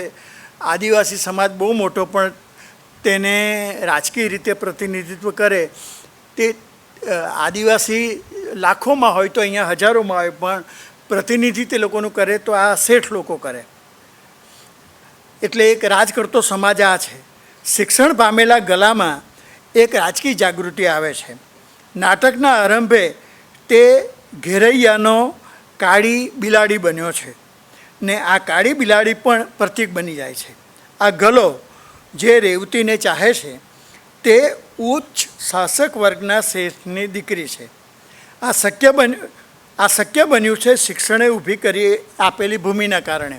આમ બાકી તો એક બીજા વર્ગની સ્ત્રી આદિવાસીને ચાહે એવું નહીં બને, પણ જે એજ્યુકેશન છે, શિક્ષણ છે, એણે એક જે નવી ભૂમિ રચી આપી છે આઝાદી પછીના સમયમાં, તેના કારણે આ બંને વર્ગ અહીંયા ભેગા થઈ શકે છે. આ ગલામાં રાજકીય જાગૃતિ અને પોતાના સમાજ પ્રત્યેની પ્રતિબદ્ધતા વધે છે ત્યારે તેના જ સમાજનો સવલો તેનો વિરોધી બને છે. આ નાટકમાં ગણ તરીકે ગલો છે ને શક્તિ તરીકે રેવતી છે.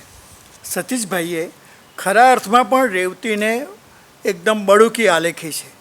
પણ અહીં એક બીજી વાત કે આદિવાસી સમાજમાં કોઈ ઊંચ કે કોઈ નીચ નથી. આ એમના બે એક નાટકોની અંદર આ એક વિશેષ વાત છે. જો દક્ષિણ ગુજરાતમાં રહ્યા હોય તો પેલા દેસાઈ શેઠિયો હોય ને તેને ત્યાં કામ કરતો હોય તો એ તું કેમ કાલે નહીં આવેલો, કે મને પૈસા કેમ નહીં આપતો, આવી રીતે કરે. એટલે એક સમાન ભાવે તે લોકો વાત કરે. રેવતી આ સમાજમાં જ રહી છે તો બાપને પણ તે સમાન ભાવે જ બોલાવે છે. દક્ષિણ ગુજરાતમાં આ વિશેષ સતીશભાઈએ સરસ પકડ્યો છે.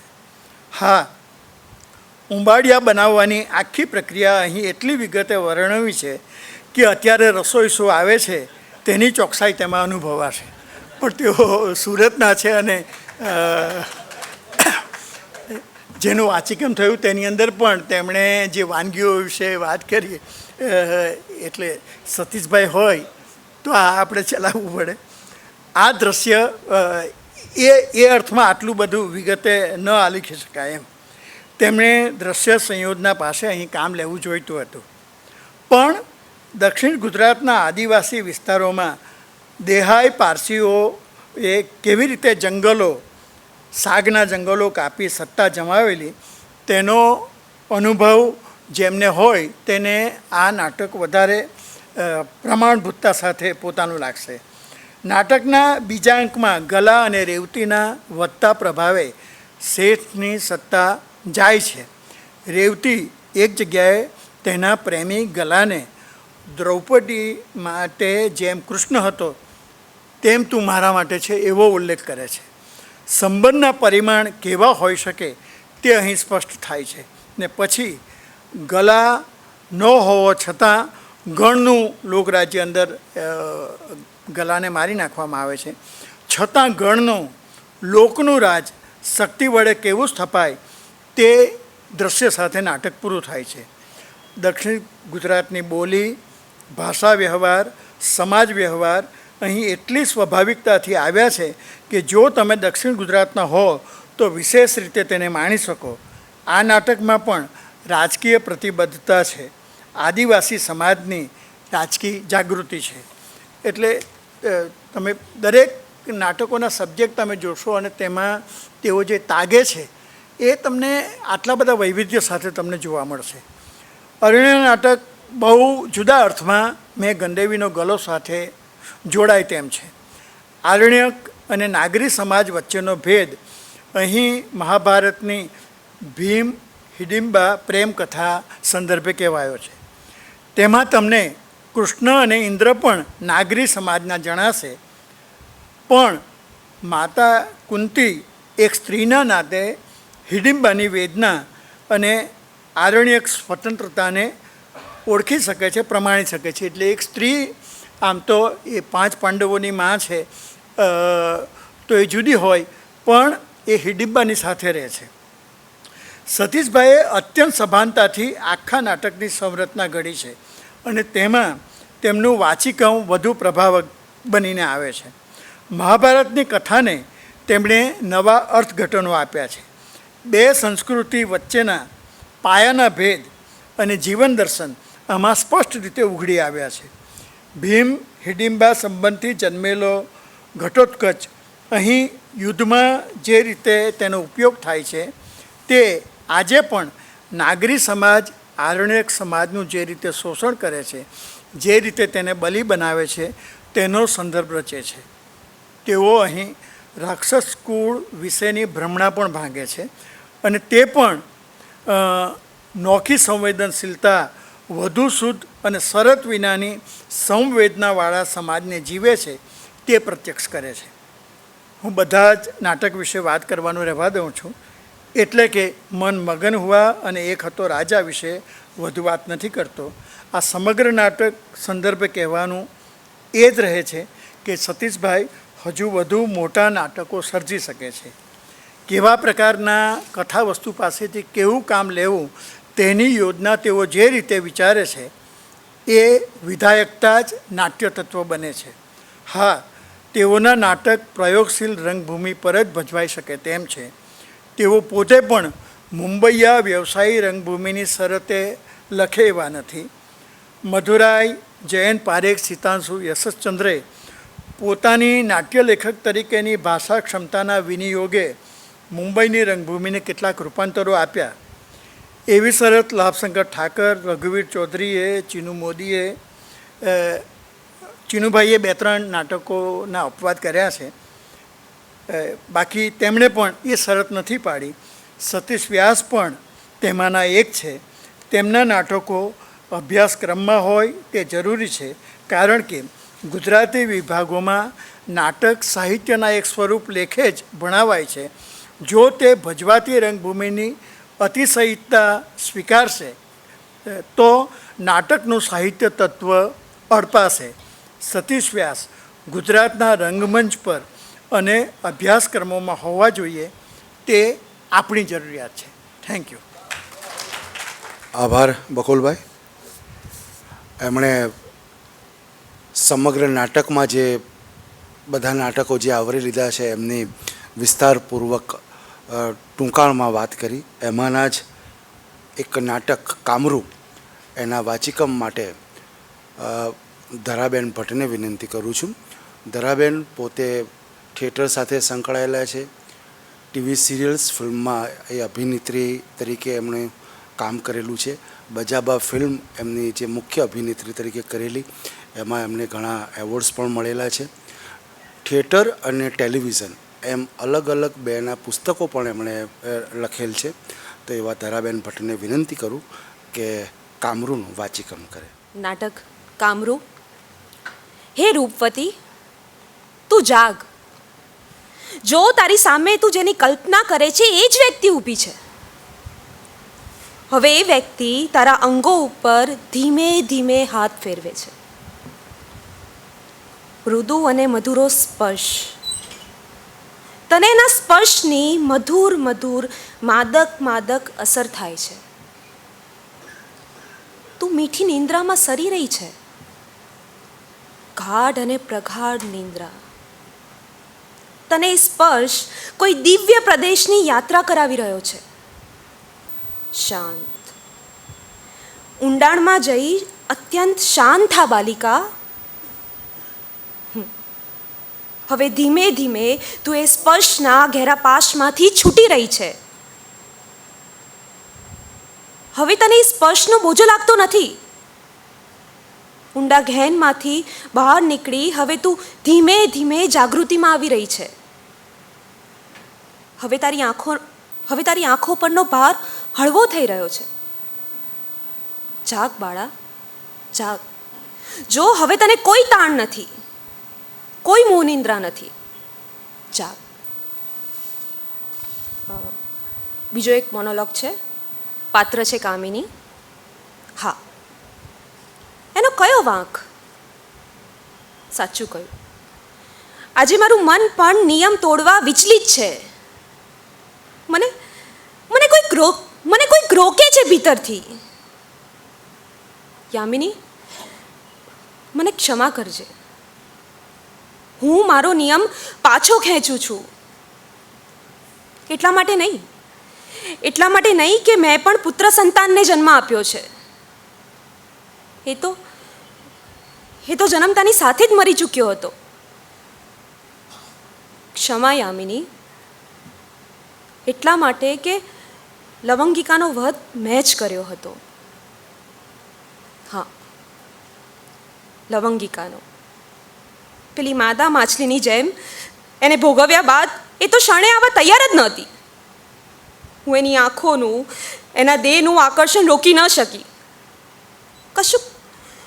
કશુંક ગજબનું ખેંચાણ હતું એની આંખોમાં, અને મારે ન છૂટકે ક્ષમા કરજે યામિની, મને ક્ષમા કરજે.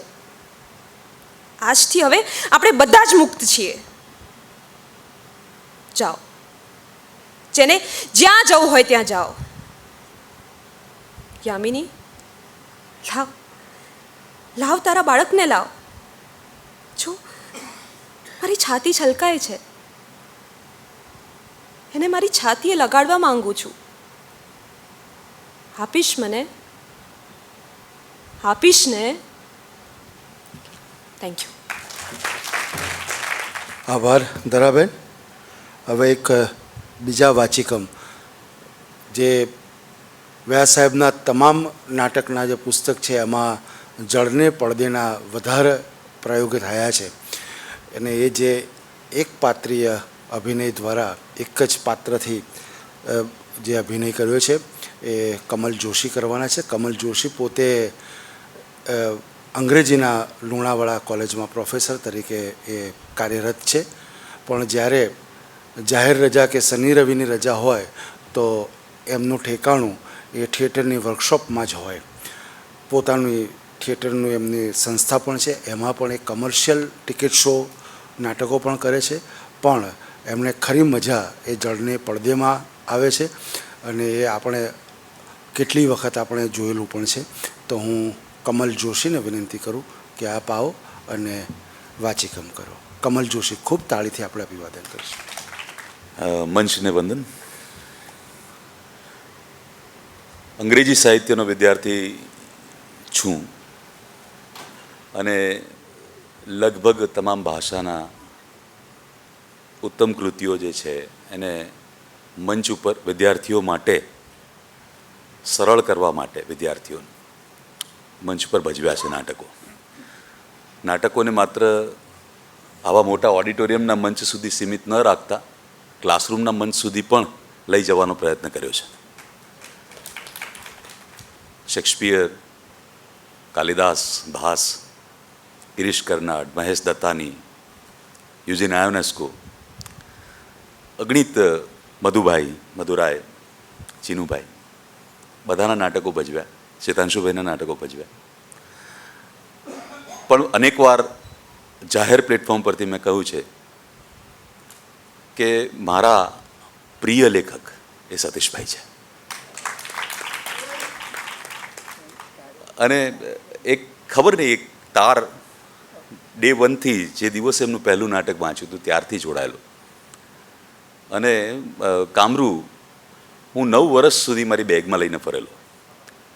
રોજ મેં વાંચેલું વિજય કાકા, રોજ એકાંકી કામરૂ એકવાર વાંચતો અને હું એ શોધતો કે મને ક્યારે આવી, કારણ કે નટ શૂન્ય નાટક છે, નટીઓ ક્યારે મળશે બધી એક સાથે બલ્કમાં, અને એ બહુ અઘરું હોય છે. અને છેવટે પછી 2003માં એ ફળીભૂત થયું અને વિદ્યાનગર ઇંગ્લિશ ડિપાર્ટમેન્ટની જે વિદ્યાર્થીનીઓ હતી MA ની, એમને લઈ અને INTમાં કર્યું કામરૂ. સુભાષભાઈ અહીંયા બેઠા છે ત્યારે મને યાદ આવે છે કે કામરૂ પત્યા પછી સુભાષભાઈએ મને કીધેલું કે કમલ, એક યોગ્ય ઉત્તમ સ્ક્રિપ્ટને યોગ્ય દિગ્દર્શક મળ્યો એવું બહુ જ રેર બનતું હોય છે આ કોમ્બિનેશન. અને આ ગ્રેટ કોમ્બિનેશન છે સતીશભાઈનું અને કમલનું. મને એ શબ્દો આજે પણ બરાબર યાદ છે. અને પછી તો સતીશભાઈના અનેક નાટકો ભજવવાનો મોકો મળ્યો. એમાં સૌથી મારું પ્રિય એટલે પશુપતિ પણ ભજવ્યું અને અત્યારે પણ એમના બીજા નાટકો ભજવવાનું બિલકુલ લાઇનઅપ કરીને રાખ્યું છે. પણ કોરોના વચ્ચે નડી ગયો. હવે એ થશે, પાછું મંચ ઉપર આવશે.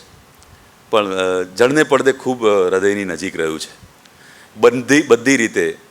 કારણ કે એમાં સૌથી વધારે આનંદ એની પ્રોસેસનો તો રહ્યો જ રહ્યો, પણ એના દરેક પ્રયોગ વખતે સતીશભાઈ અને હું અમે બંને સાથે હોઈએ એવું રેર, કદાચ એકાદ વાર એવું બન્યું છે કે સતીશભાઈની ગેરહાજરી હોય. 83 શો ભજવ્યા અને 3 ભાષાઓમાં, ગુજરાતી, હિન્દી અને ઇંગ્લિશ, 3 ભાષાઓમાં આ નાટક ભજવાયું. એમની અચૂક હાજરી હોય અને અમે જે મજા કરી છે આ નાટકની પ્રોસેસમાં, અને મને બહુ જ, એટલે દરેક પ્રયોગે આ નાટક જુદું થયું છે, દરેક પ્રયોગે જુદું થયું છે. અને પછી પ્રયોગ ભજવાય પછી સતીશભાઈની ટિપ્પણી, એમની સાથે વાત કરવાની જે મજા આવે. અને આવા સહૃદયી લેખક, હું તો એમને ફ્રેન્ડ ફિલોસોફરને ગાઈડ કહું છું મારા, પણ આવા સહૃદયી લેખક ભાગ્યે જ કોઈક દિગ્દર્શકના નસીબમાં હોય. મને આનંદ છે એ વાતનો કે સતીશભાઈના આજે બધા જ નાટકો એક પુસ્તકની અંદર સમાવિષ્ટ થઈ રહ્યા છે. અને ખૂબ ખૂબ અભિનંદન ગુર્જરને ખાસ કરીને કે આ સરસ કામ તમે કર્યું. એનાથી આવનારી જે પેઢીઓ છે, જે સાહિત્યના વિદ્યાર્થીઓ છે અને જે રિસર્ચમાં નાટક પર કામ કરવાવાળા વિદ્યાર્થીઓને બહુ આના માટે જરાક અનુકૂળતા કરી આપી તમે, એનો આનંદ છે. અને આજે એનું વિમોચન થઈ રહ્યું છે, એનો ખૂબ ખૂબ ખૂબ હરખ છે. ખૂબ ખૂબ અભિનંદન સતીશભાઈ આપને. હું આમ તો હું એમની સાથે એકલો હું ત્યારે સતીશ કાકા કહું છું, પણ આપને ખૂબ અભિનંદન. અને જ્યારે આ પ્રસંગે રઘુવીરભાઈ હાજર છે, બકુલભાઈ હાજર છે, વખતો પછી મળ્યા અમે, એનો પણ આનંદ. અને હવે હું આ એક દ્રશ્ય વાંચી રહ્યો છું, જળને પડદેના બીજા અંકનું દ્રશ્ય છે. કવિકાંત બહિષ્કૃત છે ઘણા વર્ષોથી અને પોતાના જ ઘરમાં એ એકલા રહી રહ્યા છે, એકાંતમાં છે. અને એ સમયે એક પત્ર આવે છે, નિમંત્રણ છે.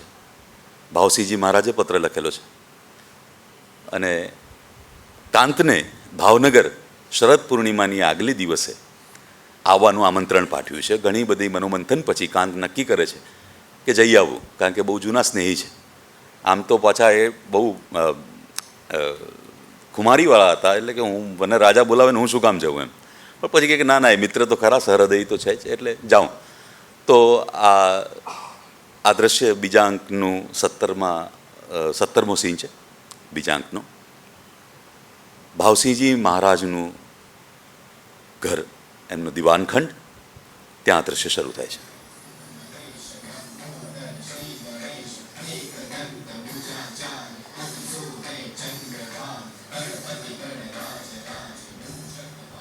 પ્રણામ મહારાજ. કાં યાદ કર્યો આટલા લાંબા સમય? સિતાર સાંભળવી છે એમ? મહારાજ, તમે તો જાણો છો કે પ્રાણુ અને નદીના ગયા પછી મેં સિતાર છોડી દીધી છે. કંઈ જામતું જ નથી.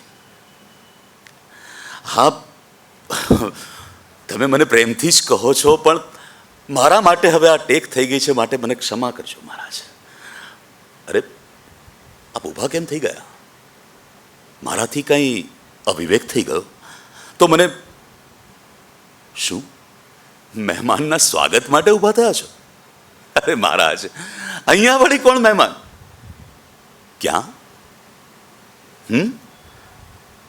અરે અરે કવિ નાનલ! આહા, ઉગ્યો પ્રફુલ્લ અભિવર્ષણ ચંદ્રરાજ. આનંદ આનંદ થઈ ગયો મહારાજ, ધન્ય ધન્ય થઈ ગયો હું તો. તમે મને અને આ કવિ નાનાલાલને ફરી ભેગા કરી દીધા. અરે કવિ નાનલ, અરે ભાઈ, તમારી તો અપેક્ષા જ ના હોય ને. મેં ધાર્યું નહોતું કે તમે મને અહીંયા મળશો. કઈ નહીં, હવે મળ્યા છીએ તો જ્ઞાન ગોષ્ઠી થશે, કાવ્ય વાર્તા વિનોદ થશે, બધા જ મજા. પણ નાનાલાલ, મને તમારી સામે બહુ જ બધી ફરિયાદો છે. હા, અરે ભાઈ, તમે ફરી મળવાનું કહીને ગયા એ ગયા, પછી આવ્યા જ નહીં. તમે બેસો, તમે બેસો એટલે હું તમારી સામે ફરિયાદો મૂકું. હા,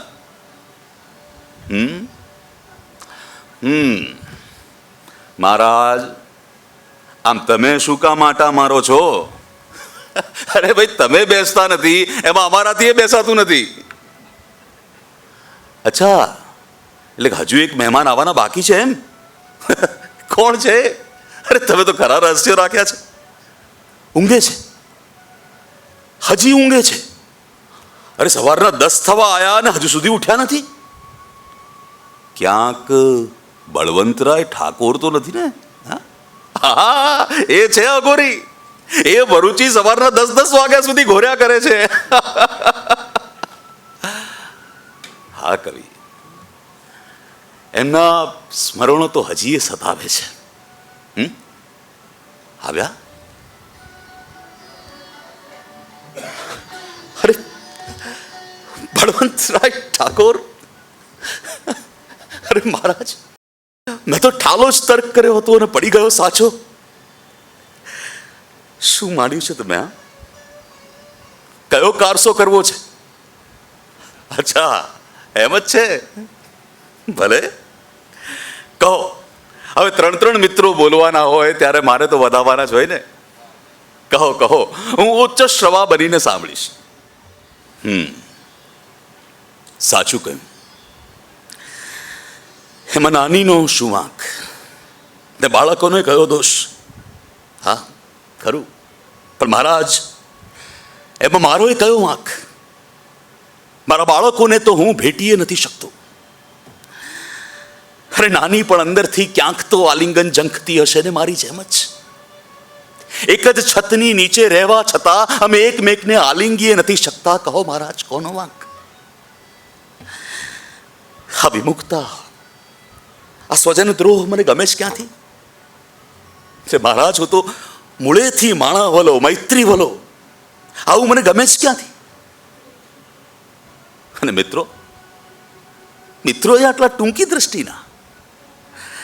પેલો પટણી અહીંયા બેઠા છે, બળવંતરાય ઠાકોર. અરે મહારાજ, આપ સુદ્ધા જવા દો વાત. હા, શું કહ્યું?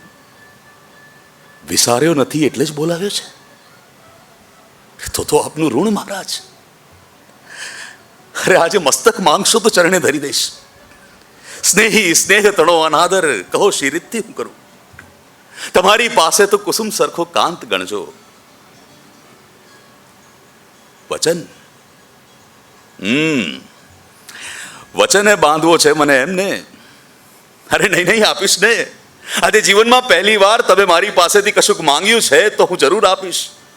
લો, લંબાવો હાથ અને લઈ લો મારું વચન.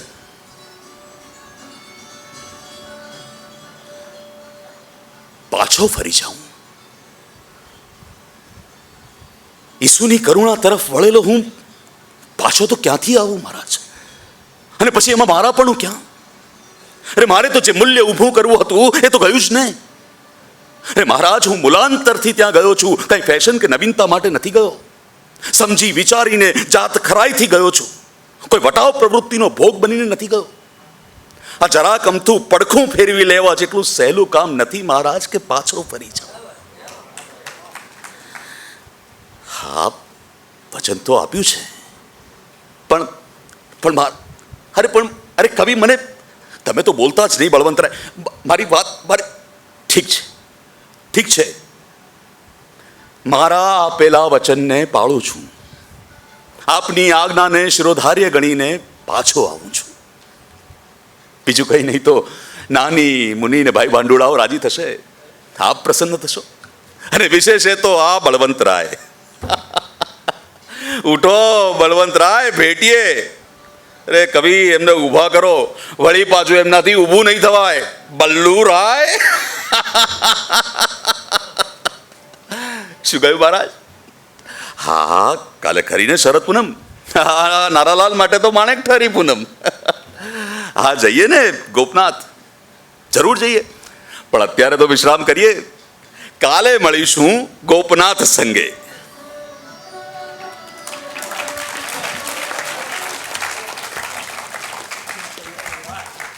Thank you very much. ખૂબ ખૂબ આભાર. આ ઉપક્રમે મને અહીંયા હાજર રહેવાની તક આપી, મને સહભાગી બનાવ્યો એ માટે મનીષભાઈ તમારો પણ ખૂબ ખૂબ આભાર. Thank you very much. Thank you. આભાર કમલભાઈ. હવે જે આનંદની ક્ષણની જે રાહ જોઈ રહ્યા છે એ ક્ષણ હવે આવી ગઈ છે. તો આપણી ભાષાની ચિંતા કરવાના બદલે સતત સંવર્ધન એ કરી રહ્યા છે. ઘણી બધી સાહિત્યિક સંસ્થાઓના એ ટ્રસ્ટી તરીકે કાર્યરત છે. એવી આપણી ભાષાનું સંવર્ધન કરનાર એમના વરદ હસ્તે જ્યારે આ ગ્રંથનું વિમોચન થવાનું છે એ આપણા સૌના માટે સૌભાગ્યની પળ છે. તો હું માનનીય ચૌધરી સાહેબને વિનંતી કરું અને સાથે ઉપસ્થિત મહાનુભાવોને વિનંતી કરું કે આપ ગ્રંથના, હા, બંને આપે જ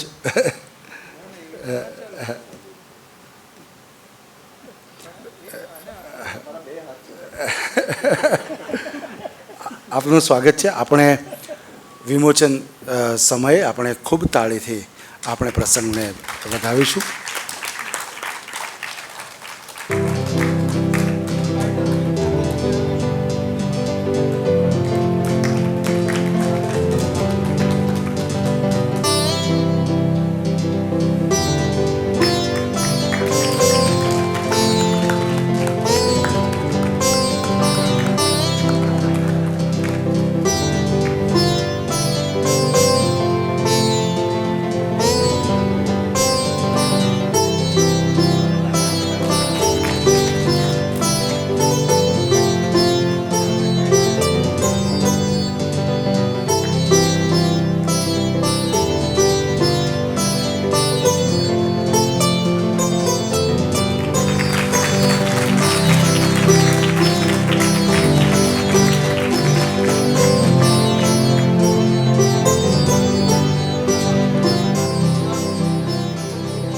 આદરણીય રઘુવીરભાઈ, બકુલભાઈ, દીપકભાઈ, ધીમંતભાઈ અને મિત્રો, આજે તો માત્ર આભાર જ માનવાનો હોય. આ પ્રવચનની ક્ષણો નથી. એ રીતે આખો વિચાર આવ્યો દીપકભાઈને, થોડો ચિમનભાઈને પણ આવેલો, અને પછી દીપકભાઈ એકાએક એક દિવસ આવીને ધીમનભાઈની ઉપસ્થિતિમાં એમના એક બીજા સહકાર્યકર બિપિનભાઈની સાથે મને એમને ત્યાં લઈ ગયા અને એક આખી યોજના એમણે ધીમંતભાઈના ગળે ઉતારી દીધી.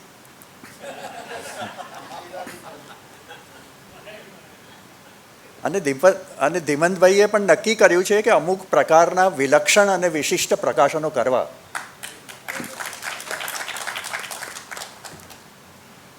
એ બધું મોટિવેશનલ તો ઘણું છાપે છે અને આપણા પુસ્તકો કરતાં ઘણું વધારે વેચાય એ પાછું. પણ કેટલી જૂની સંસ્થા ગુર્જર અને આરઆર આપણા જૂના પ્રકાશન ગૃહો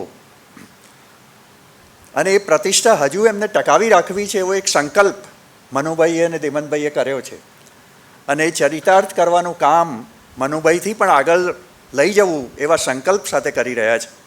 તો એમનો ખૂબ ખૂબ આભાર. દીપકભાઈનો એ આભાર માનવાનો, અધ્યાપકોએ શિષ્યોનો આભાર માનવો જ પડે. એનાથી આપણે મોટા હોઈએ છીએ. તો એ રીતે અને બહુ જ સારા નટ છે. હા, આ ભાગ્યે જ કોઈને ખબર હશે. પણ ધંધુકાની રંગભૂમિ ગજાવનારા કેટલાક કલાકારોમાં દીપકભાઈની બહુ જ મોટી ભૂમિકા હતી. અને જળને પડદેનું પૂરા નાટકનું પહેલું વાચિકમ સાહિત્ય પરિષદમાં જ દીપકભાઈએ કરેલું. એ પછી કમલભાઈ સાથે તો અમે બેઠા અને આખી પ્રતને જરા કાટછાટ કરી. એમાં એમની દિગ્દર્શકની ને અભિનેતાની જુદી ભૂમિકા હતી.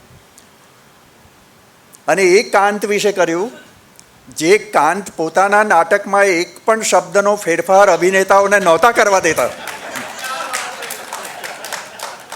કે દિગ્દર્શકોને ફેરફાર નહોતા કરવા દેતા. ઉલટું જે આવું સૂચન લઈને આવ્યા હોય અને મારેલા એમણે. એક લેખક આટલો મજબૂત હોય, આમે પંડિત યુગના બધા મજબૂત હતા. નાનાલાલ ક્રિકેટ રમતા અને કસરતબાજ હતા. બકર ઠાકોરને તો કોઈ પહોંચી વળે એવું નહોતું. અને કાંત પણ તરવૈયા હતા, તલવારબાજી કરી શકતા, ઘોડે સવારી કરી શકતા. એટલે આપણા લેખકો કે જેવા તેવા નહોતા એ જમાનામાં. પણ આ બધું કરવાની એક મજા પડી હતી. તો એ રીતે દીપકભાઈ અભિનય ક્ષેત્ર સાથે સંકળાયેલા છે. ઘણા એકાંકીઓ એમણે દિગ્દર્શિત પણ કરેલા અને ભજવેલા. અને પછી જુદી ભૂમિકાઓ કરી આચાર્યની. આપણે છે ને સુભાષભાઈ પણ આચાર્યોને બધી જાત જાતની ભૂમિકાઓ કરવી પડતી હોય છે. તો એ રીતે એમણે આ આખી યોજનામાં મને સાંકળ્યો અને વિચાર કરતા હતા કે નિમંત્રણ કોને આપીશું. આ બકુલભાઈનું નામ દીપકભાઈને સૂજેલું છે. એમને ખબર હોય પાછી આપણા મિત્રો કોણ છે એ જાણતા હોય છે પરિચયને લીધે પણ નાટક વિશે સમજીને વાત કરી શકે. મુંબઈની રંગભૂમિ એમણે સેવી છે પત્રકાર તરીકે. જયંત પારેખ સાથે જે બેસતા હોય અને બીજા પણ મુંબઈના નવશીલ સાથે બેસતા હોય, ભરત નાયક હોય, આ બધું નાટક, અને મનોજ હોય, મહેન્દ્રનું નામ લીધું એમણે, મહેન્દ્ર જોશીનું. તો આ બધાની સાથે એમની નાટકની રુચિ પહેલેથી કેળવાયેલી ઘડાયેલી હતી. એમણે ઇન્ટરવ્યૂ કર્યા છે એક જમાનામાં. કાંતિ મડિયા અને આ બધા મોટા દિગ્દર્શકોના એક આખી શ્રેણી છપાઈ છે એમની. પુસ્તક કરવું જોઈએ એમણે તો. આ છાપશે હા ધીમનભાઈ, જો તમે કરશો તો. બહુ જ જરૂર છે આ પ્રકારની મુલાકાતોને પ્રગટ કરવાની અને પુસ્તક રૂપે આપણી સામે આવે એની, જેથી કરીને આ દિગ્દર્શકોની આપણને શું જ ખબર પડે. તો એ બકુલભાઈ આવ્યા, અલબત્ત સુરતના પ્રેમથી આવ્યા, અમારા પ્રત્યેના પ્રેમથી પણ આવ્યા. તો એમનો પણ આભાર. રઘુવીરભાઈનો તો હોય જ આભાર. એમણે કહ્યું એમ અમે સાથે કામ કર્યું છે, શિબિરોમાંય કર્યું છે. અમે ગુજરાત સરકારની અને ગુજરાત યુનિવર્સિટીની શિબિરોમાં અમે અનેક દિવસો સુધી સાથે રહ્યા છીએ. અને અમારા બધાનું જ કામ લગભગ અહીં છે એ બધાનું યુનિવર્સિટી થિયેટર સાથે સંકળાયેલું રહ્યું છે, એકેડેમિક થિયેટર સાથે સંકળાયેલું રહ્યું છે. આ એક સમાંતર રંગભૂમિ છે ગુજરાતમાં ચાલેલી અને આખા દેશમાં ચાલેલી, જેણે કલાકારો બનાવવાની એક ભૂમિકા રચી આપી છે. પછી કમર્શિયલ સ્ટેજમાં એ કલાકારો મોટા થયા છે. એટલે પાયો તો અહીં ઘડાયો છે. ભલે એનું મૂલ્ય કોમર્શિયલ થિયેટરને ન દેખાતું હોય, પણ આ થિયેટર ન હોત તો આ દેશમાં થિયેટર ચાલ્યું જ ન હોત. આટલું સરસ. તો એ કામ રઘુવીરભાઈએ પણ કર્યું છે. વિદ્યાર્થીઓને ઉચ્ચારો શીખવ્યા છે, નાટક કઈ રીતે કરી શકાય એ શીખવ્યું છે. અને તો નિમેશ દેસાઈ કે સુભાષ બ્રહ્મભટ્ટ કે ગોપી દેસાઈ જેવા કલાકારો ગુજરાતને મળી શક્યા હોય. અને એ અહીં હોય આ નિમિત્તે, એ એના કરતાં બીજું કોણ હોય. તો એ રીતે રઘુવીરભાઈ અહીં છે. મિત્ર એ આપણને કહે છે એ તો એમની મોટાઈ છે. એમની ઉદારતા છે જેથી કરીને આપણને એ રીતે સંબોધે.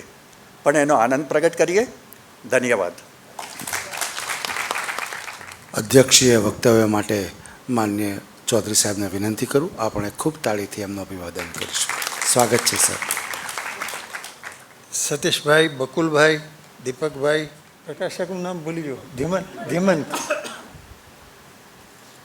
હવે મનીષે લાંબુ બોલતા શીખી ગયો છે. પહેલાં તો બબે શબ્દ બોલતો. લગભગ બધા નાટકો કાં તો જોયા છે, કાં તો વાંચ્યા છે, કાં તો સાંભળ્યા છે. ધૂળનો સૂરજ હર્ષદ યાદ છે તને? આપણે કચ્છથી પાછા આવતા તે કારમાં વાંચેલું આખું નાટક કારમાં. હા નહીં તો પછી કર્યું છે આપણે. પણ જયંત ખત્રી લેખક અને કમલભાઈએ જે ભાગ પસંદ કર્યો ઉત્તમ ભાગ પસંદ કર્યો. એ જે પંડિત યુગનું શિખર હતું એ તમે બતાવ્યું. આ બધા મહાન છે, કેટલા મહાન છે ત્રણેય.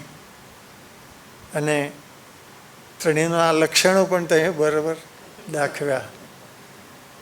કમલભાઈને કાંત તરીકે 2 વાર કે 3 વાર કે 4 વાર મને યાદ નથી, પણ કમલભાઈ જ દેખાય છે મને. કાંત અહીં હોય છે એવા નથી હોતા, વેશભૂષા ને બધું કરે છે, પણ એ તન્મય હોય છે આખા. અને આપણી ભાષામાં આ પ્રમાણે એક ગંભીર વિષય લઈને એકપાત્રીય નાટક કરવું બહુ અઘરું છે. અને બહુ સારી રીતે એમણે કર્યું. અને 83 પ્રયોગ થયા અને પૈસા નથી મળ્યા એનું ગૌરવ નહીં લેવું. પૈસા તો મળે તો લેવા. આ મનીષને સોંપો, જો પૈસા મળતા હોય તો ભેગા કરીને આપે તમને. પૈસા મળતા હોય તો લેવા. હવે આ ધીમંત શું કરે છે જોઈએ. નકલો તો આપશે જ, રોયલ્ટી આપે તો. નહીં તો આપણે મનુભાઈને કહેવાનું ગુરજનની આટલી પ્રતિષ્ઠા છે તો એ વધતી જાય. સારું છે. એટલે આ જે જળને પડદે આટલા પ્રયોગો થયા, 3 ભાષાઓમાં રજૂઆત થઈ, તો આ ગૌરવ લેવા જેવી વાત છે ગુજરાતી નાટક માટે, ગુજરાતી રંગભૂમિ માટે. સુરતવાળાઓને કહેજો બધાને. હા, સુરતમાં આ લોકો વાતાવરણ ટકાવી રાખ્યું છે. કપિલ દેવને બધા હજુ ફાંફા મારે છે, કરે છે. 3 નાટકો વિશેષ ઉલ્લેખપાત્ર છે. એક તો આ જળને પડદે, બીજું ગણદેવીનો ગલો, અને ત્રીજું આ જે પ્રોફેસરને 2 શિષ્યોવાળું મન મગન હુઆ. 3 નાટકો લખવા આગ્રહ છે. 3 ને સતીશભાઈએ બીજા તો લખ્યા છે, પણ આ 3 એમાં આ બધા વિશે મેં કંઈ ને કંઈ લખેલું જ છે ટૂંકમાં કે વિસ્તારથી. ગણદેવીનો ગલો વિશે પણ લખ્યું હતું. એ બોલે છે એટલે હું નથી બોલી શકતો, પણ મારી પોતાની પણ બોલી છે એટલે બોલીની કદર કરું છું. અને સામાજિક નિસ્બત વાળું આ નાટક છે. અને અત્યારે દેશમાં જે પ્રવાહો છે એમાં જે સમાજનિષ્ઠ પ્રવાહ છે, સતીશભાઈ પહેલાંથી એના પુરસ્કર્તા છે. એ એમના ઘડતરમાં જ છે. પીરજાદા સાહેબ, અરે ધીમંત, એ ચેસના બહુ સારા ખેલાડી છે પીરજાદા, એટલે એમને થોડું શીખવવું તો શીખવજે તો તારે. એટલે જ કહું છું ને, મારી ઈચ્છા છે એને હરાવવાની, જોઈએ શું થાય. પણ પીરજાદા સાહેબ બડે મિયાં પીરજાદા, ઉદાર પ્રેમાળ માણસ. વચ્ચે વિશ્વકોશમાં સતીશભાઈનું સન્માન હતું ત્યારે કંઈક ગજવામાં પૈસા લઈને આવેલા ને ખાનગી રીતે મૂકી દીધેલા એમના. એટલે એટલો પ્રેમ એમનો. અને ત્યાં એક કોલેજને યશ મળ્યો, એ વિસ્તારને યશ મળ્યો. અને સતીશભાઈ ત્યાંથી નાટકો અમદાવાદ લાવતા ગયા, લખ્યા, ભજવ્યા અને પુરસ્કૃત થયા. એટલે સતીશભાઈનો પણ 5 દાયકાનો કે એથી વધારે લાંબો ઇતિહાસ છે. નાટકો ભજવવા, વિજેતા થવું, એટલે વિદ્યાર્થીઓ કેળવવા, અને દીપક જેવા વિદ્યાર્થીઓ મળ્યા એનો પણ આનંદ છે. એટલે આમાં જે તમે જરા લખવા તો વિસ્તારથી લખજો. આ જે મન મગન હુઆ એમાં અમારી જે જાત છે પ્રોફેસરોની એ વગોવાયેલી છે, પણ આમણે ઉદ્ધાર કર્યો છે. એ જે સ્ત્રી પુરુષ સંબંધમાં જે વિવેક છે ને એ સતીશભાઈ બહુ સારી રીતે લઈ આવ્યા છે. તમને પહેલાં લાગે કે શું કરશે, અઘરો વિષય છે, પણ ઉન્નયન થાય છે વસ્તુનું. હા હા, તારા જેવા માટે નહીં.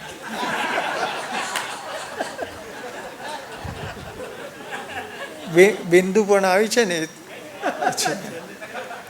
પણ એટલે એ આમાં જીવન દ્રષ્ટિ પણ દેખાય. જેમ એક બાજુ હું કહું છું કે સમાજ નિષ્ઠા છે, બીજી બાજુ અધ્યાપક એટલે શું, વિદ્વાન એટલે શું, જીવન મૂલ્યો સાથે કેટલો ગાઢ સંબંધ છે. હળવું લાગે પણ ગંભીરતાથી આખી વસ્તુ ઉચકાય છે. એટલે આ 3 નાટક, જણને પડદે, ગણદેવીનો ગલો અને મન મગન હુઆ, એ 3 જુદા જુદા પ્રકારના અને લખવા અઘરા. પહેલું તો સહેલું છે, કારણ કે ગુજરાતી ભાષાના અધ્યાપકને વિદ્વાન છે એટલે કાંત વિશે આટલી તો અપેક્ષા આપણે રાખીએ જ. એમની પાસે રાખીએ, બધા પાસે આપણે ન રાખીએ, પણ કાંતનું હાર્દ બરોબર લઈ આવ્યા. કેવું મોટું વ્યક્તિત્વ છે કાંત પંડિત યુગનું. કેટલી બધી ગેરસમજોમાં એ જીવ્યા અને છતાં કેવું, એમના બીજા ગ્રંથોની તો આપણને ખબર નથી. એમણે કેળવણીનો ઇતિહાસ લખ્યો છે, એમણે જે ધર્મચિંતન કર્યું છે, કોઈનું ગજું નથી આટલું બધું કરવાનું. ને ભાઈ કમલ સારી રીતે રજૂ કરે છે. વ્યક્તિત્વ કાંતમાં એ પ્રવેશ કરે છે ને એ ભજવે છે. એટલે આટલો આવકાર મળ્યો. 83 પ્રયોગને બીજી ભાષાઓમાં પણ એ લઈ ગયા. એટલે ગુજરાતી રંગભૂમિ આ પ્રકારની હોય તો એ ગૌરવ લેવા જેવી વાત છે. ઉમાશંકર ને જયંતીલાલના એકાંકીઓ ભજવાતા હતા ત્યારે, અને એકાંકી સફળ થાય તો માણસ નાટકના ક્ષેત્રે પણ સફળ થાય. અહીં બધા પ્રયોગો થતા એકાંકીના. લોકો ટ્રકમાં બેસીને સામગ્રી લઈને ગામડામાં જઈને ભજવતા એકાંકી. એક ઉત્તમ સમય હતો. એ એકાંકી સંગ્રહો પણ આપણે વાંચવા જેવા છે. એ સતીશભાઈ આ પહેલાં મુસદ્દો તૈયાર કરીને પછી દ્વિઅંકી એ કર્યા છે એમણે. અંગુલીમાલ પણ મેં જોયેલું, ત્યાં આણંદમાં છોકરાઓએ ભજવ્યું હતું. હા, કવિતા. હવે તો એ ભજવી એટલે એનો ઉદ્ધાર થયો. ત્યાં યુનિવર્સિટીમાં એ પ્રોફેસર થયો છે SNDTમાં. એટલે આ એક સારો પ્રસંગ ભાઈ, સારું. હા, અભિનંદન પ્રફુલ્લભાઈ. આપણે એને જેટલી છૂટ આપી હોય આપો. એટલે આવા કામો કરે એટલે ગુજરાતી સાહિત્ય પરિષદ કંઈ કરતી નથી, એ જે ભ્રમ છે ને લોકોને ભાગી જાય.